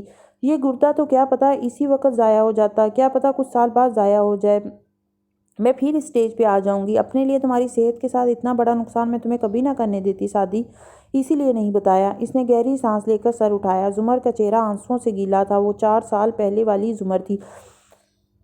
وہ پھپھو سے واپس زمر بن گئی تھی۔ میں ہم دونوں میں سے پہلا دھوکے باز نہیں ہوں زمر۔ کیا آپ نے کبھی دھوکے میں رکھ کر کچھ نہیں کیا؟ کیا میرے لیے کچھ نہیں کیا آپ نے؟ جب ہم اسکول میں تھے تب؟ سعدی اس نے روکنا چاہا۔ نہیں، مت روکے، سنیں، میں چھوٹا تھا، آپ مجھ سے 8 سال بڑی تھیں، 8 کلاسز آگے تھیں، ہمارا ایک ہی اسکول تھا، امی اور دادی کی نہیں بنتی تھی، ہم الگ رہتے تھے، ابو کے حالات اچھے نہیں تھے مگر خوددار تھے، بڑے ابو کو ہوا بھی نہیں لگنے دیتے تھے، پھر میں انہی کا بیٹا تھا، ان سے اسکول لے جانے کو پیسے نہیں مانگتا تھا۔ امی اور ابو اپنے مالی مسائل میں اتنے الجھے ہوتے تھے کہ خود سے دینے کا خیال بھی نہ آتا تھا۔ میں گھر سے آدھی چیزوں کے بغیر آتا تھا، مگر اسمبلی سے کلاس میں واپس آتا تو میری جیومیٹری باکس میں پینسل، ربڑ، شارپنر، رولر اور وہ کیا تھا، ہاں، پروٹیکٹر، اور وہ سب پورا ہوتا تھا۔ آپ بنا بتائے روز صبح میرا بیگ چیک کر کے چیزیں رکھ جاتی تھی اور آپ اسمبلی سے لیٹ بھی ہو جاتی، اسی لیے ڈانٹ بھی کھاتی۔ مگر زمر، آپ ہمیشہ سے بہت مستقل مزاج رہی ہیں، جو ٹھان لی اسے کرنا ہے۔ وہ بھیگی آنکھوں سے مسکرائی، اسے یوں سر جھکا کر بولتے سننا اچھا لگ رہا تھا، اور ہر بریک میں مجھے ساتھ لے جاتی، تب 2 روپے کا سموسہ اور 1 روپے کی نیمکو ہوتی تھی۔ آپ کہتی ہیں ہی میں 3 روپے لائی ہوں، میں چیز لے کر کھا لوں گی، تم میرا لنچ کھا لو۔ ان دونوں میں نہ لنچ لاتا تھا نہ پیسے۔ آپ کہتی ہیں امی نے جو کباب دیا ہے وہ مجھے نہیں پسند، تم لے لو، اور میں یقین کر کے کھا لیتا۔ بہت دن بعد خیال آیا کباب تو آپ کو بہت پسند تھے۔ بہت سالوں بعد خیال آیا کہ کبھی آپ کو کینٹین سے کچھ خرید کر کھاتے نہیں دیکھا۔ زمر نے ہتھیلی سے آنسو رگڑے، پھر اداسی سے مسکرائی۔ ان دنوں بڑے ابا کی نوکری چلی گئی تھی، ہمارے حالات بھی اچھے نہیں تھے، دونوں باپ بیٹا خوددار تھے، میں دونوں کا بھرم رکھنا چاہتی تھی۔ ہاں، میں بہت دیر سے سمجھا کہ آپ پیسے نہیں لاتی، میرے لیے آپ سارا دن بھوکی رہتی تھیں۔ جب امی نے کاروبار کا سوچا تو میں نے کہا کہ ریسٹورنٹ کھولیں، کسی کو کھانا کھلانے سے پیارا احسان بھی کیا ہوگا؟ سب اپنے گھر کے بچوں کے لیے یہ کرتے ہیں، اس میں کوئی بری بات نہیں ہے، مگر وہ نہیں سن رہا تھا۔ میں چھٹی کے بعد کلاس فیلوز کے ساتھ برف پانی کھیل رہا تھا۔ جس لڑکے کی باری تھی اس نے مجھے برف کر دیا، اور اس سے پہلے کہ کوئی مجھے پانی کرتا، کسی بات پر 2-3 لڑکوں نے مجھے بہت مارا۔ میں کمزور تھا، چھوٹا تھا، وہ بڑے تھے، مجھے مار مار کر گرا دیا۔ میرے کپڑوں پہ خون اور مٹی لگی تھی۔ آپ پتہ نہیں کہاں سے آئیں، آپ نے مجھے اٹھایا، میرا چہرہ صاف کیا، اپنی یونیفارم کی پٹی سے خون صاف کیا، پھر بیگ پکڑ کر بینچ پہ ساتھ بٹھایا اور پوچھا، ان لڑکوں کا نام بتاؤ۔ کلاس اور سیکشن میں ڈر گیا، کہا کہ جانے دیں، مگر آپ تو نہ شروع سے ہی پراسیکیوٹر تھیں، آپ تو اڑ گئیں۔ وہ کوئی اور لوگ ہوتے ہیں جن کے ساتھی کو کوئی مار جائے اور وہ چپ کر کے بیٹھ جائے، میں تو غلط چیز پہ چپ نہیں رہوں گی۔ ہمارے سعدی کو کس نے مارا ہے؟ آپ مجھے اسی طرح کہا کرتی تھیں، ہمارا سعدی، اور اس وقت آپ کے یہی 3 الفاظ تھے، نام، کلاس، سیکشن، مجھے بتانا پڑے۔ تب مجھے پتہ چلا آپ کتنی مستقل مزاج ہیں اور اسٹرانگ بھی۔ آپ ان لڑکوں کے پاس گئیں، ان کو کچھ نہیں کہا، صرف پیار سے ان کے ماں باپ کے پتے پوچھے، پھر اللہ جانے کیسے آپ نے ان کے والدین کو اسکول بلایا اور لڑکے، مجھے، ٹیچرز، پرنسپل، سب کو ایک کمرے میں اکٹھا کیا، اور پھر آپ نے وہ لمبی تقریر کی، وہ شرمندہ کیا ان کو کہ مجھے یقین ہے گھر جا کے ان لڑکوں کو مجھ سے زیادہ مار پڑی ہوگی۔ زمر نرمی سے ہنسے جا رہی تھی۔ سعدی نے عرصے بعد اسے یوں ہنستے دیکھا تھا۔ میں 10 سال کا تھا جب آپ کی منگنی ہوئی تھی، پہلی منگنی۔ اس کے اگلے الفاظ نے زمر کی ہنسی ٹھہرا دی۔ وہ سر جھکا کر کہنے لگا، ان کو شادی کی جلدی تھی، بڑے ابا نے سارا جہیز جمع کر لیا تھا، آپ نے انٹر کے بعد پڑھائی بھی بس کر دی۔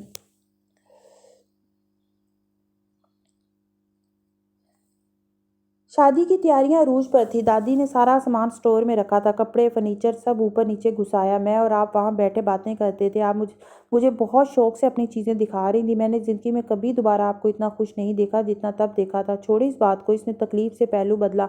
مجھے تو وہ سب یاد ہے، آپ چلی گئی تھی، میں اکیلا تھا، میں نے کچھ جلایا تھا یا پتہ نہیں کیا، میں باہر آ گیا، مگر آگ نہیں بجھی، سارا سٹور جل کر راکھ ہو گیا۔ اگر وہ سٹور الگ نہ بنا ہوتا تو سارا گھر جل جاتا۔ بڑے ابا کے پاس جہیز دوبارہ بنانے کی رقم نہ تھی، لڑکے والوں کے پاس مہلت دینے کا ظرف نہ تھا، آپ کی منگنی ٹوٹ گئی۔ دادی کو شک تھا کہ اس میں میرا ہاتھ ہے، مگر آپ نے سب سے کہا یہ آپ سے ہوا ہے۔ آپ نے مجھ تک بات نہ آنے دی۔ میں نے پوچھا کہ کیوں جھوٹ بول رہی ہیں تو آپ نے کہا، سعدی میں تمہیں پروٹیکٹ کر رہی ہوں، میں ہمیشہ تمہیں پروٹیکٹ کروں گی، اس میں تمہارا قصور نہیں تھا، اور آپ کی دوسری منگنی ختم ہونے میں بھی میرا قصور تھا، میں نے آپ کو مجبور کیا تھا وارث ماموں کے کیس کے لیے، میں نے آپ کو اس میں پھنسایا تھا۔ کیا اس سب کے بعد بھی اور دوسری ان گنت قربانیوں کے بعد بھی جو آپ نے ہمارے لیے دی، میں آپ کے لیے اتنا سا بھی نہیں کر سکتا تھا؟ زمر نے نفی میں سر ہلایا۔ کچھ بھی تمہاری وجہ سے نہیں ہوا، یہ میری قسمت تھی، میں 4 سال غلط وجہ سے تم سے خفا رہی، یا شاید میں انتظار کرتی رہی کہ تم نے بھی تو میری موجودگی میں آنا چھوڑ دیا تھا۔ میں چاہتا تھا ہم ناراضگی میں کم سے کم سامنا کریں، مجھے پتا تھا ایک دن ہماری صلح ہو جائے گی، خون کے رشتوں میں صلح ہو ہی جاتی ہے، مگر میں درمیان کی تکلیف سے بچنا چاہتا تھا۔ زبر نے نم آنکھوں سے مسکرا کر اسے دیکھا، جو سر جھکائے لب کاٹتا کہہ رہا تھا، یہ وہی بچہ تھا جس کو انگلی پکڑ کر چلنا سکھایا تھا۔ یہ اتنا بڑا کب ہوا؟ کیا آپ کل رات کے لیے ابھی بھی ناراض ہیں؟ سعدی نے سر اٹھا کر ڈرتے ڈرتے پوچھا۔ میں کل بھی ناراض نہیں تھی، بس اپ سیٹ تھی۔ نکلنے سے پہلے ان کی نوکرانی مجھ سے ٹکرائی تھی، بری طرح، اسی نے میرے کوٹ میں ڈالا ہوگا، مجھے یقین ہے۔ ہو سکتا ہے اس نے چرایا ہو، مگر پکڑے جانے کے خوف سے ایسا کیا ہو۔ وہ ٹیشو سے آنکھوں کے کنارے پونچھتی اندازہ لگا رہی تھی، زمر ملازم مالک کے کہے بغیر اتنا بڑا سٹیپ نہیں لیتے، یہ سب ہاشم نے کروایا ہے۔ مگر زمر جو کل ہاشم سے بدگمان ہو رہی تھی، اب وہ بدگمانی زائل ہو چکی ہے۔ ہاشم کو نیکلس چاہیے تھا، اس لیے وہ تلاشی لینا چاہتا تھا، شاید مجھ سے کوئی بھولا بسرا بدلہ بھی اتارنا چاہتا ہو، مگر وہ اتنا برا نہیں ہے کہ وہ خود رکھواتا، ورنہ وہ صبح مجھے فون کر کے معذرت نہ کرتا۔ وہ رسان سے سمجھا رہی تھی، اس کو پتا تھا کہ نیکلس تمہاری جیب میں ہے، مگر پھر بھی اس نے ہمیں جانے دیا، اس نے ہمیں بے عزت نہیں ہونے دیا، میں اس کے اس عمل کی قدر کرتی ہوں۔ خیر، اب تم وہ کیسے واپس کرو گے؟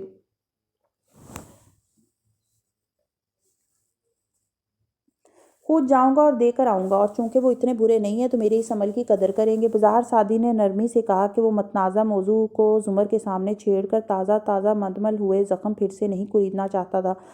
ریسٹورنٹ کا دروازہ کھلنے کی آواز آئی، سعدی چونکا، پھر بے اختیار کھڑا ہو گیا۔ زمر نے گردن موڑی، فارس میں ہی رک گیا تھا۔ زمر نے رخ واپس موڑ لیا تھا، وہ ٹیشو سے آنکھیں تھپتھپا کر صاف کی اور اٹھی۔ بوجھل سی خاموشی نے سب کو گھیرے میں لے لیا۔ پھر ملیں گے، نرمی سے اس نے سعدی کا کندھا تھپکا اور مڑ گئی۔ فارس تیکھی نظروں سے اس کی پشت کو دیکھ رہا تھا۔ اس کے مڑنے پر شیشے سے باہر دیکھنے لگا۔ وہ متناسب چال چلتی دروازے تک آئی۔ فارس ہٹ گیا۔ زمر نے بس ایک سرد نفرت امیز نگاہ اس پر ڈالی اور باہر نکل گیا۔ فارس کی پیشانی پہ بل پڑے۔ اس نے اکھڑے تاثرات کے ساتھ اسے جاتے دیکھا اور سر جھٹک کر آگے آیا۔ آئیں بیٹھیں۔ سعدی نے احترام سے اشارہ کیا مگر وہ کھڑے کھڑے تنے ابرو کے ساتھ اسے گھورتا رہا۔ ایک دفعہ پوچھوں گا، سچ نہ بتایا تو گلوانے کے سارے طریقے آتے ہیں مجھے۔ کیا ہوا؟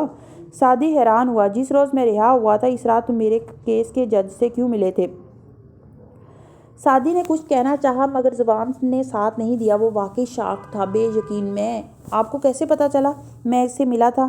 فارس نے گہری سانس لی۔ تو تم واقعی اس سے ملے تھے؟ میرا اندازہ ٹھیک تھا۔ اور سعدی کو ایک دم اپنی بیوقوفی کا احساس ہوا۔ ظاہر ہے اگر اس نے جج کو مجبور کیا تھا تو فیصلے والی رات کو ہی ملا ہوگا۔ اف، انکار مت کرنا، اب دیر ہو چکی ہے۔ فارس نے کرسی کھینچی، ٹانگ پہ ٹانگ رکھ کر بیٹھا اور سنجیدگی سے اسے دیکھا۔ افراتفری پھیلا کر اس نے سعدی کو گڑبڑا دیا تھا۔ کیا دیا ہے اس کو مجھے رہا کروانے کا؟ وہ سنجیدگی سے پوچھ رہا تھا۔ آپ بے گناہ تھے۔ میں نے پوچھا کیا دیا ہے؟ اس کی آنکھوں میں سختی بڑھی۔ ان کے کچھ خفیہ راز معلوم تھے مجھے، ان کو ایکسپوز کرنے کی دھمکی۔ وہ مان گیا۔ فارس انہی سخت تیوروں سے اسے دیکھتا رہا۔ تم سے مجھے یہ امید نہیں تھی۔ مجھے بھی قانون سے یہ امید نہیں تھی کہ وہ ایک بے گناہ کو پھانسی تک دھکیلے گا۔ میرے پاس جج کو دینے کے لیے لمبی چوڑی رقم نہیں تھی۔ یہ میرا واحد آپشن تھا۔ جو قانون روٹی نہیں دے سکتا وہ ہاتھ بھی نہیں کاٹ سکتا۔ اور وہ جج اتنا معصوم نہیں تھا۔ اس نے پھانسی صادر کرنے کے لیے پیسے لے رکھے تھے۔ میں نے اس کو اسی شے سے روکا۔ کبھی کبھی اچھے کو برا کرنا پڑتا ہے تاکہ وہ برے کو سزا دلوا سکے۔ اس نے مشہور مقولہ دہرایا۔ پھر اضطراب سے فارس کا چہرہ دیکھا۔ کس نے پیسے دیے تھے جج کو؟ وہ پتلیاں سکیڑ کر سعدی کو دیکھ رہا تھا۔ سعدی نے سوچا کہہ دے ہاشم کاردار نے، مگر اول تو اس کے پاس ثبوت نہ تھے، دوم فارس یقین کیوں کرتا کیونکہ گرفتاری کے بعد سے اب تک ہاشم نے منہ زبانی ہمیشہ فارس کا ساتھ دیا تھا اور فارس اسے جتنا ناپسند کرتا ہو وہ ہاشم کو اپنے بھائی اور بیوی کا قاتل نہ مانتا، اور اگر مان بھی لے تو اس کا غصہ جو انٹیلیجنس کی نوکری نے دبا دیا تھا جج جیل کے 4 سال بعد واپس لے آئے تھے۔ ادھر فارس کو یقین آتا، ادھر جا کر وہ ہاشم کا گریبان پکڑ لیتا کہ اتنی جلدی یوں اسے ہاشم کو خبردار کر دینا چاہیے تھا۔ یہ سب تیاری کر کے ایک ہی دفعہ حملہ کرنا چاہیے۔ وہ فائلز ابھی تک ڈی کوڈ نہیں ہوئی تھی۔ سعدی نے فیصلہ کرنے میں لمحے لگائے۔ جج نے نہیں بتایا مگر میں پتہ کروا لوں گا۔ وہ نگاہ ملائے بغیر لڑکوں کو آوازیں دینے لگا۔ کیا لیں گے آپ؟ سنو سعدی، پھر سے سختی سے سمجھایا، یہ میرے مسئلے ہیں، میرے دشمن ہیں، ان کو میں خود ہینڈل کروں گا۔ آئندہ تم ان معاملوں سے خود کو دور رکھو گے۔ بات سمجھ میں آئی ہے یا نہیں؟ مگر کافی تو لیں گے نا آپ؟ وہ اتنی ہی معصومیت سے بولا تھا۔ لے چکا میں سب۔ فارس نے ناک سے مکھی اڑائی اور اٹھ گیا۔ ماموں رکیں، بڑے ابا نے آپ سے ملنا ہے۔ فارس نے جاتے جاتے مڑا، ماتھے کے بل ڈھیلے ہوئے شیشے کی دیوار پر نظر ڈالی۔ وہ کب کی جا چکی تھی۔ کل ان کے گھر چلیں گے۔ گھر؟ اس نے ناگواری سے ابرو اٹھائی اور دوبارہ شیشے کی دیوار کو دیکھا۔ وہ اس وقت گھر پہ نہیں ہوں گی، ان کی ڈاکٹر سے اپائنٹمنٹ ہے۔ آپ نے انکار کیا تو بڑے ابا کا دل ٹوٹ جائے گا۔ فارس نے لب کھول کر بند کیے، متذبذب سا سر جھٹکا۔ اچھا کل دیکھیں گے۔ اور ہاں وہ موضوع ابھی ختم نہیں ہوا۔ تنبیہ کر کے وہ لمبے لمبے ڈگ بھرتا باہر نکل گیا۔ سعدی نے گہری سانس لے کر اعصاب ڈھیلے چھوڑ دیے۔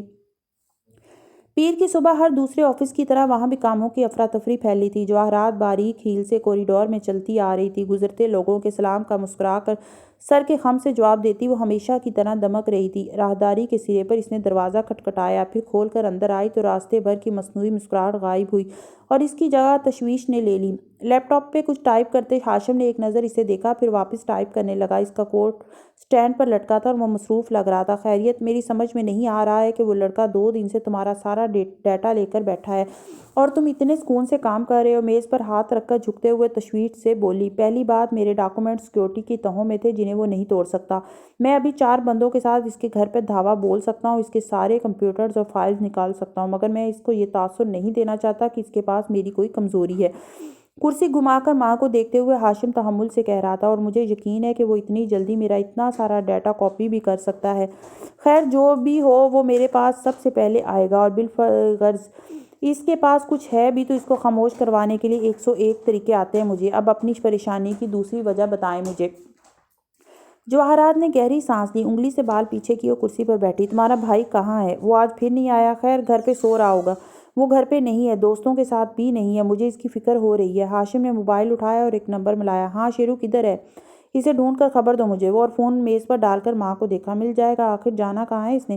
وہ ڈسٹرب ہے شہری کی وجہ سے، اسے سمجھاؤ ہاشم، میں سنبھال لوں گا، کیوں فکر کرتی ہیں؟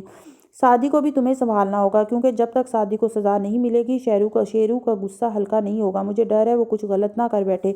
ممی کیا یہ بہتر نہیں ہوگا کہ ہم شیرو کو اس کا غصہ نکالنے کی بجائے غصہ کم کرنا سکھائیں؟ میں اس پہ بحث نہیں پڑھنا چاہتی، تم سعدی کا کچھ کرو، وہ ویسے بھی اسے پسند نہیں کرتا۔ جتنا سعدی اس کا راستہ کاٹے گا اتنا ہی شیرو ہائپر ہوگا۔ ہاشم کچھ کہنے لگا تھا مگر موبائل بجا۔ اس نے کال اٹھائی۔ ہوں ٹھیک ہے، پھر ماں کی طرف متوجہ ہوا۔ وہ شوٹنگ کلب گیا ہے اور وہ ٹھیک ہے، میں مل لوں گا اس سے، آپ بے فکر رہیں۔ نرمی سے مسکرا کر وہ آگے جھکا، جواہرات کا ہاتھ دبایا۔ وہ بدک مسکرائی۔ ہاشم پھر سے کام کی طرف متوجہ ہو گیا۔ دوست ہیں دل میں ذہن میں دشمن، کوئی بھی مجھ سے دور نہیں ہے۔ سعدی نے گلاس ڈور کھولا۔ اندر آفس میں سارا کرسی پر براجمان تھی، ترچھی کیے ایک فائل پہ کچھ لکھ رہی تھی۔ بس گردن اٹھا کر اسے دیکھا اور واپس لکھنے لگی۔ بال جوڑے میں بندھے تھے، رخسار سرخ گلابی ہو رہے تھے۔ ڈاکٹر سارا، میں نے یہ کام مکمل کر لیا ہے، فیلڈ رپورٹ تیار ہے۔ اس نے سلام کے بعد کہتے ہوئے کاغذوں کا بنڈل میز پر رکھا۔ آپ کی تعریف؟ سارا نے لکھتے ہوئے پوچھا۔ سعدی نے اچھا والے انداز میں ابرو اٹھائے۔ آپ اکثر کرتی رہتی ہیں، کہہ کر وہ کرسی کھینچ کر بیٹھا۔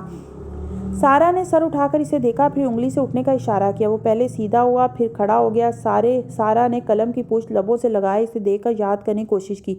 آپ کی شکل دیکھی بھالی ہے۔ اوہ، یہاں تک مجھے یاد پڑتا ہے آپ اس پروجیکٹ کے سینئر انجینئر ہیں۔ جی میم، اور جہاں تک مجھے یاد پڑتا ہے میں نے ایک چھٹی کی درخواست دی تھی جو اپروو بھی ہوئی تھی۔ تو آپ نے چھٹی ختم ہونے سے پہلے آنے کی زحمت کیوں کی؟ پہلے میں بیٹھ جاؤں؟ اس نے پوچھا۔ وہ اسی طرح خفگی سے اسے دیکھتی رہی۔ سعدی پھر سے بیٹھا اور بنڈل اس کی طرف دھکیلا۔ آپ کا کام وقت سے پہلے کر دیا ہے، فیلڈ پہ جانے کی ساری تیاری بھی مکمل کر لی۔ اب آپ وہ شکایت بتائیں جو آپ کی ہی مجھ سے ہے۔ سارا نے فائل بند کی، ٹیک لگائی، سنجیدگی سے اسے دیکھا۔ تمہیں پتہ ہے سعدی، تھر کے اس فیلڈ پر ہزاروں لوگ کام کر رہے ہیں اور ان سب کے اوپر اس عہدے پر پہنچنے والی میں واحد عورت ہوں۔ اس کی وجہ معلوم ہے کیا ہے؟ میرے جیسے ذہین اور قابل سینئر انجینئر کا ساتھ ہونا۔ سعدی کی زبان پھسلی۔ اپنے کام سے کمیٹڈ ہو کر رہنا اور بلا وجہ کے ناغوں سے پرہیز کرنا۔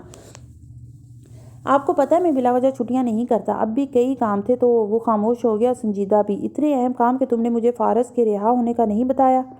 آپ نے پوچھا ہی نہیں۔ اس نے سادگی سے شانے اچکائے۔ پوچھا تھا میں نے، تم نے تو بات ٹال دی تھی۔ اچھا نا، اب تو پتہ چل گیا آپ کو۔ وہ خوشگوار سی انداز میں گفتگو کی نوعیت بدلنے لگا۔ سارا فکرمندی سے اسے کو دیکھ رہی تھی۔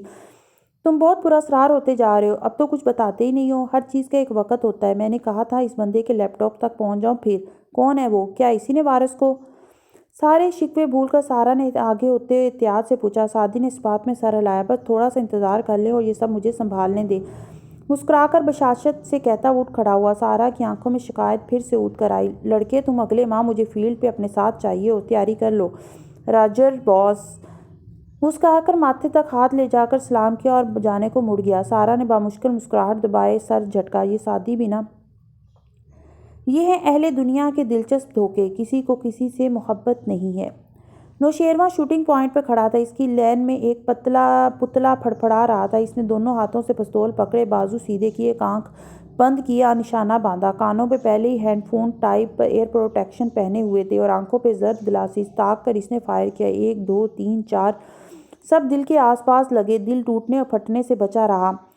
ہاتھ سیدھا رکھو، کندھے مت جھٹکو، اس پوائنٹ کو دیکھو۔ اپنے قریب ہاشم کی مدھم آواز سن کر وہ چونک کر مڑا، گلاسز لگائے، کیپ پہنے۔ ہاشم اس کو دیکھے بنا آگے ہو کر اس کے ہاتھ کو سیدھا کر رہا تھا۔ نوشیروان نے ہولے سے سر جھٹکا، بیزاری ظاہر کرنے کی کوشش کی، مگر چونکہ وہ ہاشم کی آمد سے بیزار نہیں ہوا تھا سو ناکام رہا۔ اس کا بازو سیدھا کر کے ہاشم پیچھے ہٹا۔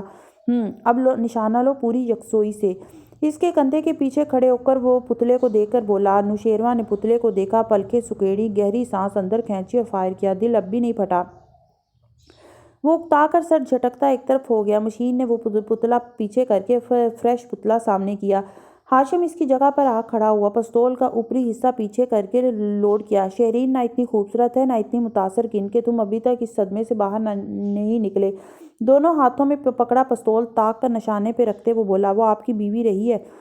شیرو سر جھکا کر جوتے سے فرش مسلنے لگا۔ وہ اس موضوع سے بچنا چاہ رہا تھا۔ مجھے اس سے فرق نہیں پڑتا، تم بتاؤ، تمہاری وہ پسند تھی، محبت تھی یا عشق تھی؟ سامنے دیکھتے ہوئے ہاشم نے فائر کیا۔ گولیوں کی تڑتڑاہٹ شوٹنگ رینج کے اس اندرونی کمرے میں گونجی۔ یکے بعد دیگرے 2 گولیاں پتلے کے دونوں ہاتھوں پہ لگیں۔ اس سے کیا فرق پڑتا ہے؟ شیرو نے بیزاری سے شانے اچکائے۔ فرق پڑتا ہے، اگر یہ پسندیدگی تھی تو شام تک تمہیں ٹھیک ہو جانا چاہیے۔ کہتے ہوئے اس نے پھر فائر کیا۔ دونوں آنکھوں کے بیچ گولی نے سوراخ کر دیا۔ اگر محبت تھی تو کچھ دن لگیں گے۔ زوردار گونج کے ساتھ اگلی گولی پیشانی پر ماری۔ اور اگر عشق تھا تو پتلے کا نشانہ لیے نظروں کے سامنے سرخ رومال سا لہرایا۔ ریڈ سرخ تو پھر یہ علاج ہے۔ آخری گولی دل پہ ماری، دل پھٹ گیا۔ ہاشم نے گلاسز اتارے، آنکھیں سکیڑ کر تنقیدی نگاہوں سے پتلے کا جائزہ لیا جسے اب پیچھے لے جایا جا رہا تھا، پھر علامتی طور پر پستول کی نال پہ پھونک ماری۔ اسے پینٹ کی پچھلی جیب میں عرصہ اور پرسکون سا نوشیروان کی طرف مڑا، پسند سے زیادہ محبت سے کم۔ وہ جوتے سے مسلسل فرش مسل رہا تھا، یا شاید شہرین کے تمہیں استعمال کرنے سے زیادہ صدمہ تمہیں سعدی کے کہنے پہ استعمال کیے جانے پہ ہوا ہے۔ نوشیروان کے جھکے چہرے پہ مارے اہانت کے سرخیاں دوڑنے لگی، مٹھیاں بھینچ لیں۔ ہاشم نے بہت غور سے اسے دیکھا۔ سعدی کو دنیا میں سب سے زیادہ محبت کس سے ہے معلوم ہے؟ نوشیروان نے سلگتی نگاہیں اٹھا کر اسے دیکھا۔ ڈی اے زمر سے۔ ہاشم نے اس بات میں گردن ہلائی۔ اس کی نظر میں ہم اسے گرا چکے ہیں۔ اس کے خلاف تعلقات نیکلس برآمدگی کے بعد مزید خراب ہو جائیں گے۔ جلد سعدی میرے پاس آئے گا اور میں اپنے طریقے سے اس کو سنبھال لوں گا۔ اگر وہ میرے لیے کام کرنے لگ جائے تو سوچو ہمارا غلام بن کر ہمیں کتنا فائدہ دے گا۔ وہ کبھی ہمارا غلام نہیں بنے گا، ناممکن۔ وہ اتنا تو نوشیروان اسے جانتا ہی تھا۔ میں اسے اندیکھی زنجیروں میں جکڑ لوں گا شیرو، ایک دن وہ میرے لیے کام کرے گا۔ اس کا ٹیلنٹ ہمارے حق میں استعمال ہونا چاہیے۔ مطلب آپ کو ابھی بھی سعدی کی فکر ہے؟ نوشیروان کے اندر غصے کی نئی لہر دوڑی۔ وہ ساری زندگی مجھ سے مقابلہ کرتا آیا ہے، ہر جگہ مجھے پیچھے کر کے خود لوگوں کی تحسین بٹورتا آیا ہے۔ اس کے سامنے کبھی میں کچھ بھی نہیں ہوتا، ہر کوئی اس کا معترف ہوتا ہے۔ آخر کیوں؟ کیونکہ وہ ایک خوددار اور ذہین نوجوان، اس میں وقار ہے اور وہ رشتوں کا پاس کرنا جانتا ہے۔ وہ لوگوں کے لیے اچھا سوچتا ہے اور مشکل میں ان کی مدد کرتا ہے۔ انسان کو عزت کرانی پڑتی ہے۔ اور یو نو واٹ، میں یہاں کھڑا ہو کر سعدی کی صلاحیتوں پر 2 گھنٹے مزید بھی بول سکتا ہوں، مگر مجھے تمہاری فکر ہے کیونکہ میرے بھائی تم ہو۔ اس لیے اس شہرین ڈرامہ سے نکلو، آج پورا دن اس کا سوگ منا لو اور کل صبح تم مجھے مضبوط اعصاب کے ساتھ واپس آفس میں نظر آؤ۔ اور اس بارے میں مزید ایک لفظ نہیں سنوں گا۔ سختی اور درستی سے اس نے کہا تو شیرو کا غصہ جھاگ کی طرح بیٹھا۔ اس نے جی کہہ کر سر جھکایا۔ ہاشم اس کے برابر سے گزر کر آگے بڑھ گیا۔ نوشیروان نے گلاسز اب ہاتھ میں پکڑ رکھے تھے۔ دنیا اب واضح نظر آ رہی تھی۔